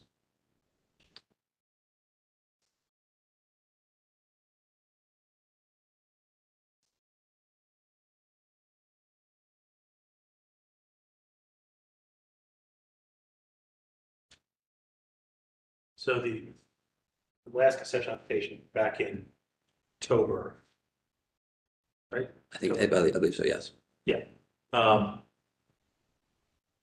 application basically had the, show here the commission members, since they're on my side of the table. Basically, it had a 1-story pitched roof above, just kind of choo-chooed off the back of the building, with then a longer, lower connector to the garage. And it was at perfect. And we talked about the current shed roof addition that's on there now, historic, not historic, we talked through all that. That's what's driving the current layout of having that low shed roof in between that and the taller two-story. So that shortens the connector to the garage. Don't think it addresses the comments from last meeting about connecting two garages. From my opinion, this has come before us before. We had a application where they had a very tiny back patio porch deck, and they wanted to connect the garage with the covering over the deck.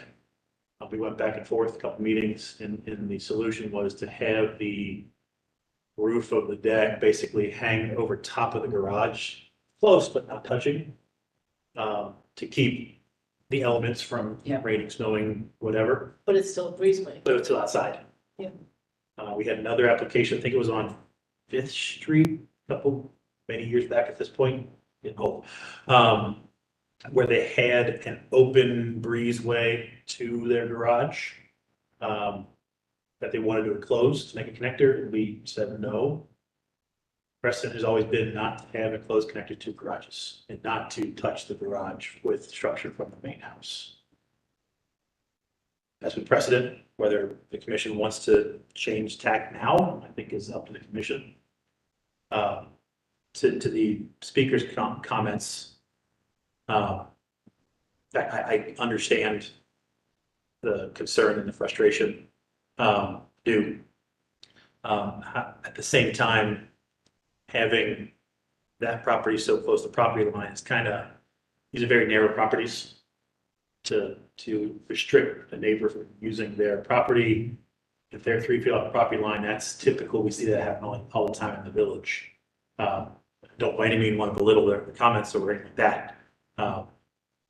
Having this layout, keeping that 1-story kind of shed connector, allows light still to get into the neighbors, say, up here. They kind of have a step down connector, a room, and she mentioned the sunroom at the back was kind of a shed, like what they have on this property. Still allows sun to get over top of this 1-story existing connector piece, whereas the initial would block that entire area, just allowing sun into the sunroom only. So I don't think there's any perfect solution. I think there's going to be blockage regardless of what we do. Especially this being on the south side of the property. It's in the sun path. It just is.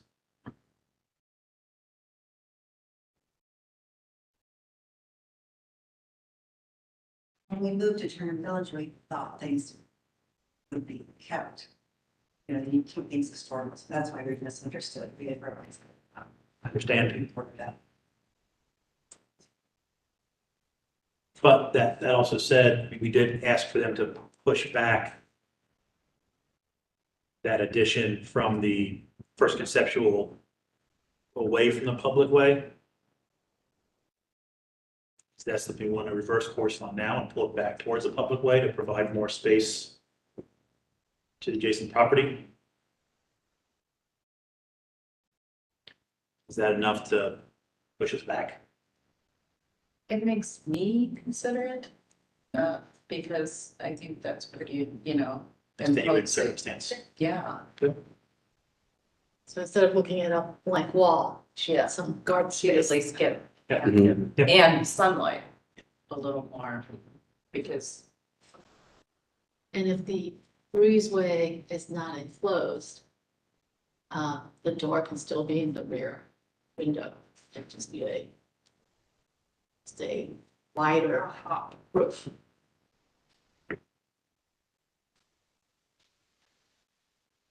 If it's not the rear door, angle one, just. You go to the elevations. So If we hold our breezeway 2 inches off of the existing garage and we don't physically connect to it, so there's an air gap or a flexible gasket between the breezeway and the garage, is that technicality enough? Does that give us leeway? if there's an air gap, there's precedence of that giving, opening up the possibility, it's not connecting, it's not touching. Mhm. The concern's always been door openings and all that kind of stuff. Right. It also, to me, it resolves the issue of connector ceiling height in that garage roof dipping down.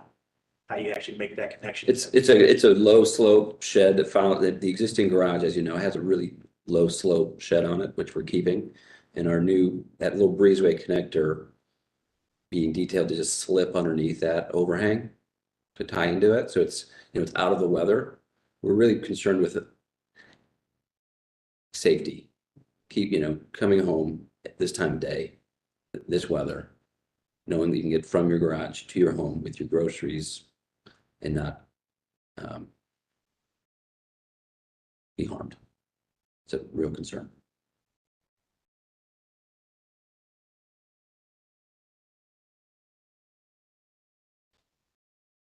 Even if the breezeway roof does not touch the garage has enough of an overhang to be, To keep the weather out. keep the weather off. And then I think on our plan, we're showing 3 doors in that little area. We could add another door to the house. To that little access hall, the service hall we're calling, and that could keep the weather out of the home.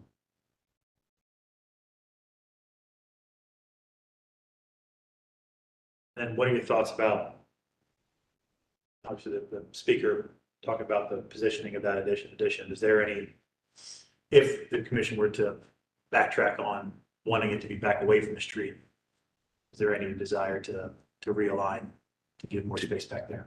I think we could certainly entertain that. So for sure. If you jump back the elevation, sorry. So I think with this application, this is the south elevation, sun's coming from this angle. You're getting that, I'll say that gap between the principal structure and the new principal residence structure. Right here. Yeah, that right there is giving, that's the sun entrance that's currently there. We're just putting that building in the way now. The previous edition of the plans had a much. It's more of a nested gable. Yeah. So it was a miniature Full version height of of it. the building essentially going further. So it's losing some of that morning sun coming from the east. You're still getting sun from the west. To me, we can pull this back towards the street, giving some of that breathing space for the neighbor on the north. You're providing a lot more, I believe, sunlight in the morning, daytime hours, as opposed to just giving sun in the evening to there. Shallower gable? Yeah, that's another question. If you're not using that upper space for any storage or anything, if they bring that gable down potentially. I think we can certainly look at that as we, if we're on board with this direction, conceptually, we can look at different roof slopes. I think we want to be careful to not get it too squat. Yep. It would look out of place, Yep. right? But we could look at a hip roof on this, which are prevalent in the village. About that. We could look at different forms. Yep. I think that, this has this is not atypical of the village, this streetscape with the larger home, a hyphen connector, a small outbuilding that was maybe connected to a garage, which was almost connected to. So certainly I think we can play with the massing and the scale of that roof slope for sure. And of course, there'll be windows and apertures to that, more detailing to come. But I think also the gable facing this way does allow much more sunlight into the neighbor's yard from that southern light. So trying to be cognizant of all these things. Would we be able to have hold it back from the street facade to keep a planting bed between the addition and the streetscape? I'd like to have maybe equal planting on both sides, So I think there are things to look at conceptually that could probably make this work. I mean, giving back more to your rear yard, because right now you've got 1.2%. Well, just the act of that breezeway, and technically, if we're not connecting the breezeway, if it's gonna be an air gap, that goes out the window. It's because the rear yard in this house currently, if we don't touch the breezeway connector, it's the back wall of the house. Once we connect to the garage, it's the technical rear yard is the little sliver of space to the far west side of the property, which is behind the garage and shed and the brick wall. So it's a fine, it's a matter of interpretation of city code of what the actual rear yard is. Because the green space will stay the same I mean, largely. Rear yard, also just lot coverage. Slightly. But we're only 1.9% over lot coverage if we connect. Don't believe that number. Oh, the but- breezeway is open. Well, if the breezeway's open, we're Yes. underneath, we're within it. Yes. I don't, I mean, looking at the site plan, I don't understand how that's 51.9%. We've calculated lot coverage many times. Okay. Appreciate that. One question, yeah, I don't see it. I'd like to be one. the fence right now, running along Unless. Lizelle, Yes, is that, I'm assuming that's not a historic fence? I don't know the date of it. So looking at your elevation, you're showing a wood privacy fence. We're trying to retain some privacy and some planted garden space. Can the privacy be maintained with plantings? It could be. Could be. It's one thing we. And certainly it will change, if we, pulling that addition closer to the street, there's not going to be as much separation between the windows and what would be, this fence, whereas it's set now, makes a nice private garden for the homeowner to come out the side of the breezeway and have a little gardening area. She's an avid gardener. Pulling it away would make it less of a garden and more of a landscape hedge and a wrought iron fence or something like that. Yep. Could be quite nice and quite natural.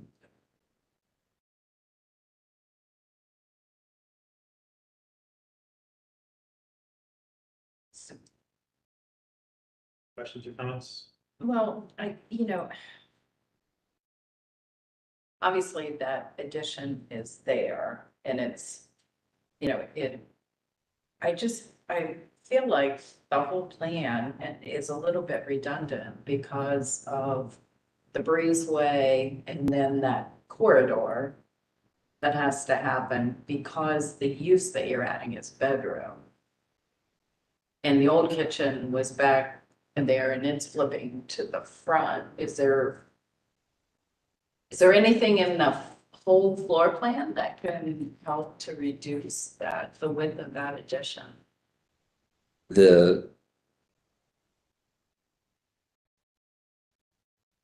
I'd say no. No? I'd say, that, the bedroom is not a suburban sized bedroom. I'd say it's a nice German village size primary bedroom. The front part of that is a programmatic, it's a mudroom. You come in with your groceries, come in with your raincoat, and it's a usable space that leads you into the home. I don't know that making it any smaller, it would be just a corridor, frankly. And I don't think that No, be successful. what I was saying was just, Trying to absorb. it would be, I totally understand moving the kitchen to the front. If Mhm. you're having a first floor master, you want it on or first floor primary, you want it on the back in a more secure place. It's just that when we're fighting this whole idea of the size of that addition, that additional mudroom space is occupying a lot of space. That's all I was saying. There was some way within how it's done, but in order to preserve more green space on either side of the addition, on both sides of the addition. Were you here last in October? Did you see the conceptual that time? I did, I remember it was a different kind of connector, but it came all the way down to. Yeah, it was to pushed the down. It was sidewalk. narrower because we had the bulk of the mass up against the building, Mhm. which allowed that narrower connector to be more utility kind of. Right, we basically pushed our bedroom addition back 8 feet in order to save the original porch, later enclosed porch lean-to addition. Square footage is mostly the same between the two schemes. That Yeah. doesn't change from one to the other. The program's the same, the square footage is the same. How far setback is this from the Lozelle Street facade right now? I didn't see it mentioned in there. The addition, Yeah. I'm sorry, which part are you talking? The addition. From Columbus? From Columbus, you mean? Yeah, Columbus, sorry. Yes, Mohawk and Columbus. I think we're about 8 feet from the corner, The initial from conceptual. the corner of the porch. Yeah. So the initial concept that we had with the skinnier connector, that set back 3'9". So we think that's kind of moving it back from 5 foot whatever to 3'9", pulling forward a couple feet. Can you repeat that one more time? Sorry, let me try to follow. So right now, the October design, that longer connector was set back 3'9" from the Columbus Street Correct. facade. Yes. If you're pushing the new plans addition back towards the street, are you thinking that 3'9" dimension? Are you thinking more closer to like 3? What are you thinking to get that planting strip in there? I'd like to keep I like how that porch, how we're showing it with having windows on the corner that wrap that, so natural light can come in on both sides and it feels more porch-like. So I'd like to at least keep one window there. Sure. You know, so if we can get 5 feet or 4 feet back from that corner. Yep. And maintain that, that would give us ample space for plantings on the north side and on the south side. Yeah, the original 3'9" still had one window in the corner. Yeah.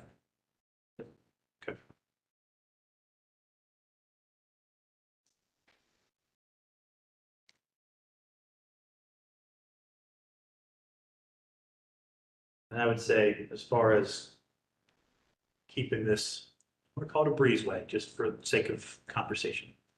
If that little breezeway piece, if shifting the new pitched roof addition back towards the street misaligns that walkway, that breezeway needs to get wider to kind of accommodate the little jiggy jog. Technical term. I think that's okay. Could we just use that? There's 2 windows on that facade.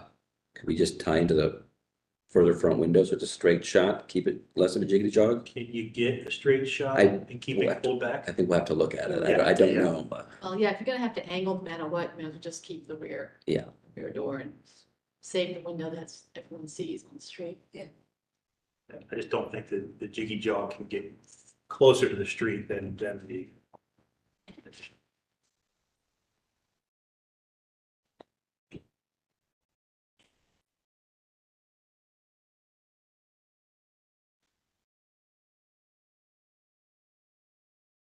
Well, to your point, Karen, about making the mudroom narrower, so it's just a corridor with windows. I always thought that would be rather nice. A corridor with windows, never mind the counter with the same, yeah, so we're like, ooh, extra.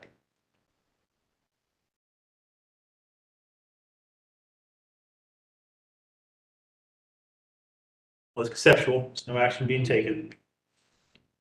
Are there any other questions or feedback you need from us? no, all in all, this has been great. This is much more positive than our last.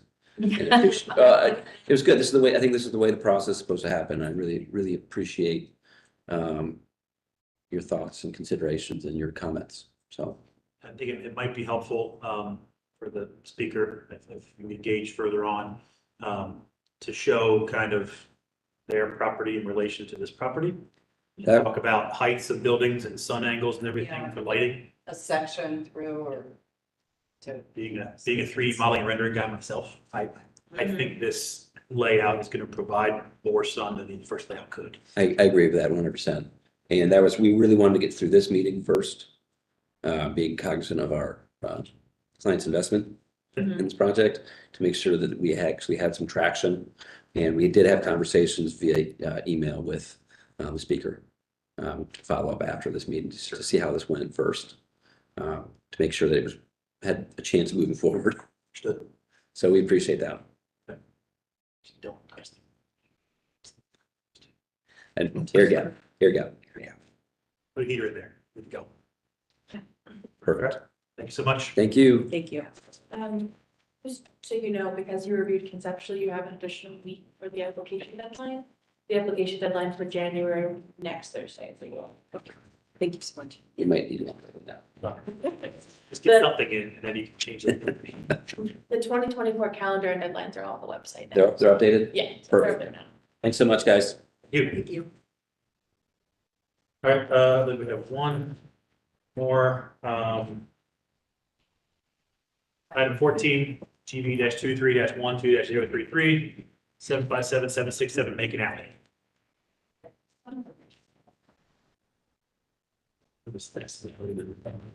Okay, raise your hand. Swear to tell the truth, whole truth, not the truth. Yes, I do. Name? Nathan Sampson. Thank you so much. Over. This is a conceptual application for an exterior building alteration to add a roof deck. It's to construct a roof deck on the rear of the second floor of the 767 Macon Alley building. That building was constructed in 1987. The deck is to be 12 feet, 4 1/4 inches by 8 feet, 3 1/2 inches, with a 3 foot 1 inch high guardrail painted or powder coated. To replace the existing windows and to enlarge the center window to accommodate a 6 foot 8 inch tall door. And adding a new, the Genesis dormer, but it's more of like a roof door on the roof line to accommodate the new door and the deck entryway. To add a new downspout and to relocate the existing downspout. The application also mentioned removing the existing chimney from the rear addition roof at 757 Macon Alley, which does have a connector between those two structures. The connector between 757 and 767 Macon Alley was approved in August 2022 at a GBC hearing.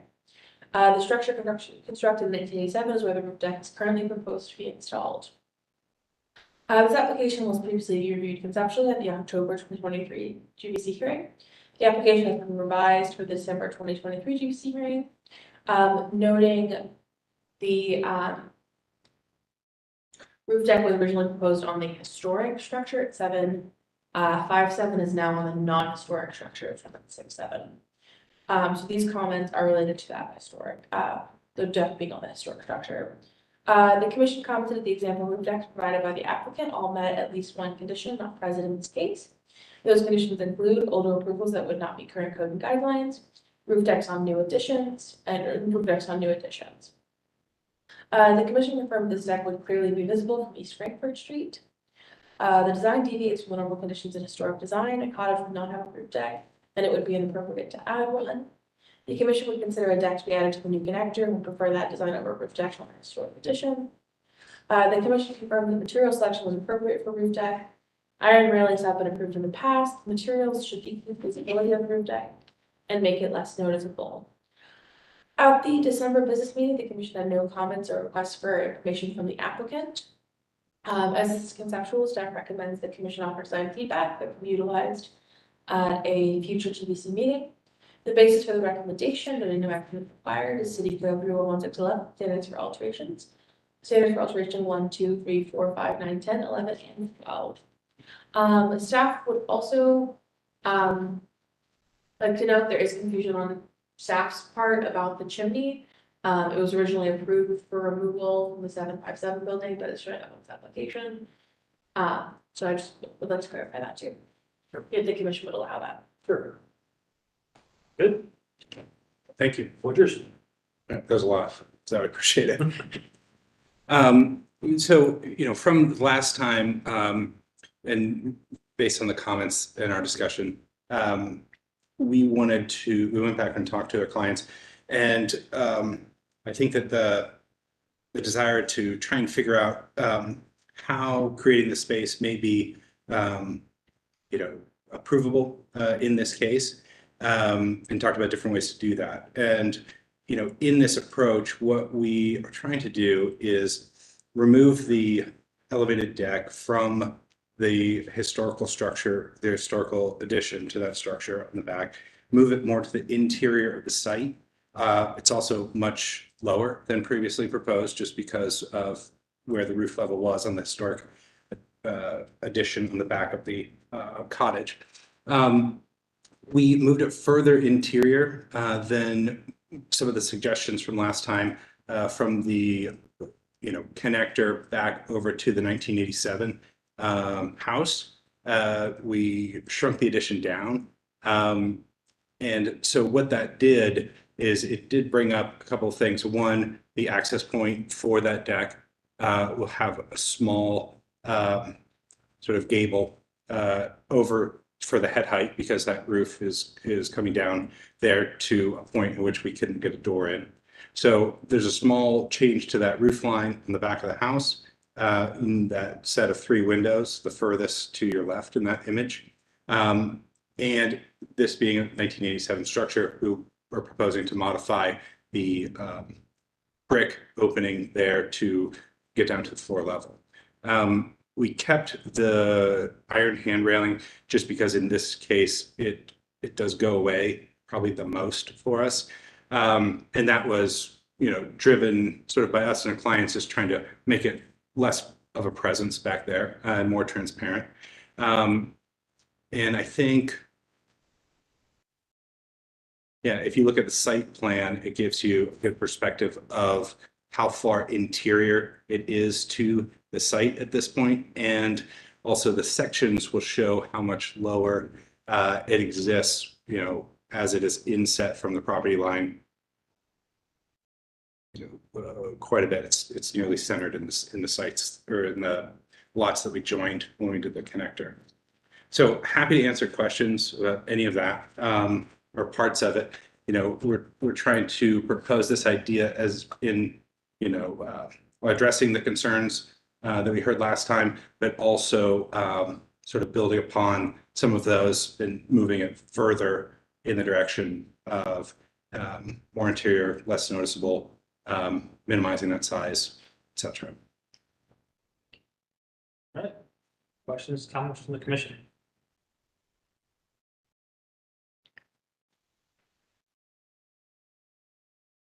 While they're thinking, address the chimney. Yeah. By showing up with these drawings. I'm assuming it's just because it's the same set of drawing being updated. Yeah, I think what in that we had the chimney removal on a previous application, and then the chimney removal did not show up on our permit set that is stamped by you guys. So we weren't sure what to do with it at that point. So we're just noting it here in case we needed to talk about it or have some procedural steps. And what's the reason for the chimney?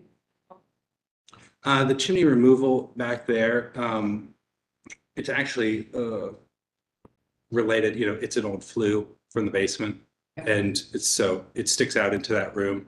And so rather than removing the inside and supporting that chimney mass in our structure, we're just asking that we still are able to take it off. No chance of keeping it. You know what, that foundation back there on that is in real bad shape. So we're fixing that up, doing a lot of structure to maintain that, the rear of that house. And there's not a lot of room for other gymnastics, to be honest with you. I mean, we produce removals, so I'm not gonna go back and say, you have to put it back. I'd like it to go back, but. Yeah. I appreciate that. I will say, like, the new location of the roof deck much better. It's certainly Elevated patio. interior. Yeah. Elevated, not roof. Yeah. Oh, elevated. Yeah. Love our words. I mean, with the height of it now, just as it relates to the 1987 building, and with the historic cottage acting as a buffer, as well as the connector that we were talking about a number of months ago, is much, much more concealed. I think the only thing, I mean, in an elevation, we're never going to see it from that perspective anyway. I don't even think from the next parcel down, you'd have a hard time seeing somebody up there.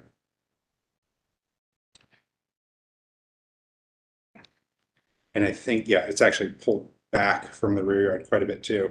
And again, the size is diminished. Trees will hide it. The what? the summer, like surrounded by trees. Yeah. So we can see it. Yeah.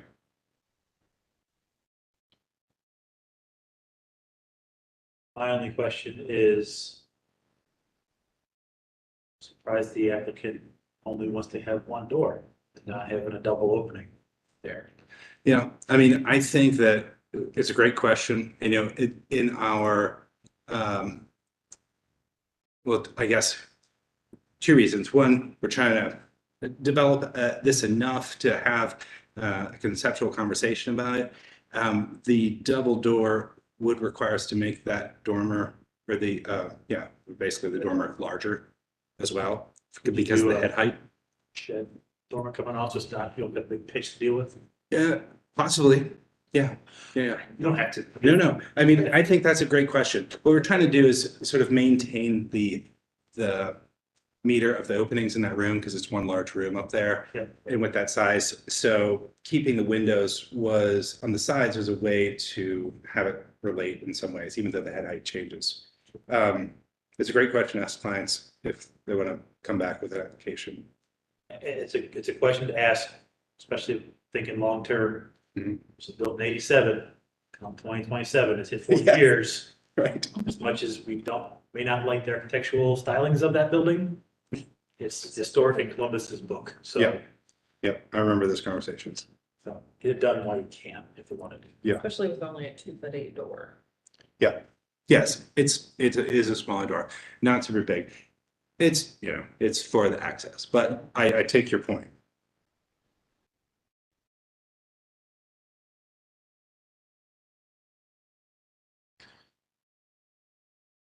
I do want to say thank you for taking our advice and improving upon it. That makes a much better place, much better elevation than what was previously. So, No, I appreciate it. You know, I think that we couldn't get it as low as we got it, but to get one step over. So just, and it worked out for programmatically as well for the client. any other questions or comments? No, I think it's a good solution. Is there anything additional the commission would need to see when this comes to a request for action? I don't.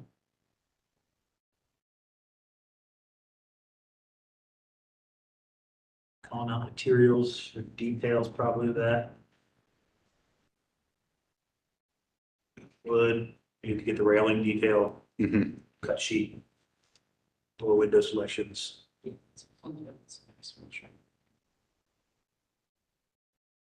Any lights on that deck? I think there was some discussion on the underside, if there would be a fan or something like that. Just working through, you know, in the structural sandwich of that deck, what may be advantageous for just having some moisture protection. Well, I'm also asking any lights on the wall for the Oh, I got you. exposed patio portion. We'll probably need one by code, up top, but there are eave lights all along that facade there. And we would probably use something similar to that or use them as the door light. But good question. I mean, I think we would point that out and specify it if the application came back, we would want to just flush all of that out. Or railing lights. Yeah. Ooh.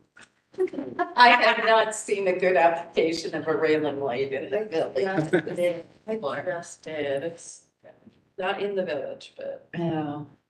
I mean, Yeah. I've seen good railing lights. where you don't see the source. Mhm. Tell all the architects where it's at, so they can go look at it. Yeah, I would love to see it. Yeah. I would like to know the product. Oh, I'll send them to you. I've seen some really bad ones. Yeah. When they suggest- I think other than that, it's just typical details and materials and that kind of stuff. It's not on a historic structure, so I'm less concerned about that. Okay. All right. Well, I appreciate everyone's comments. Thank you. Pretty much. All right, we never got to the attorney here, so we can just skip that. We do have one comeback item that we need to continue. Is that Thanks, certainly. nine? All right, so item 9, GB-23-12-028, 672 South Third Street. We have a motion to continue. So moved. Got a motion. Is there a second? Second. We got a second. Any questions on the motion? All those in favor? Aye. Against? Ayes have it. Motion passes. Continued. Is there a motion to adjourn? Yes. Move to adjourn. Move to adjourn, second. Any questions on that motion? No. All those in favor? Aye. Against? Too bad. Goodness. We're done. I was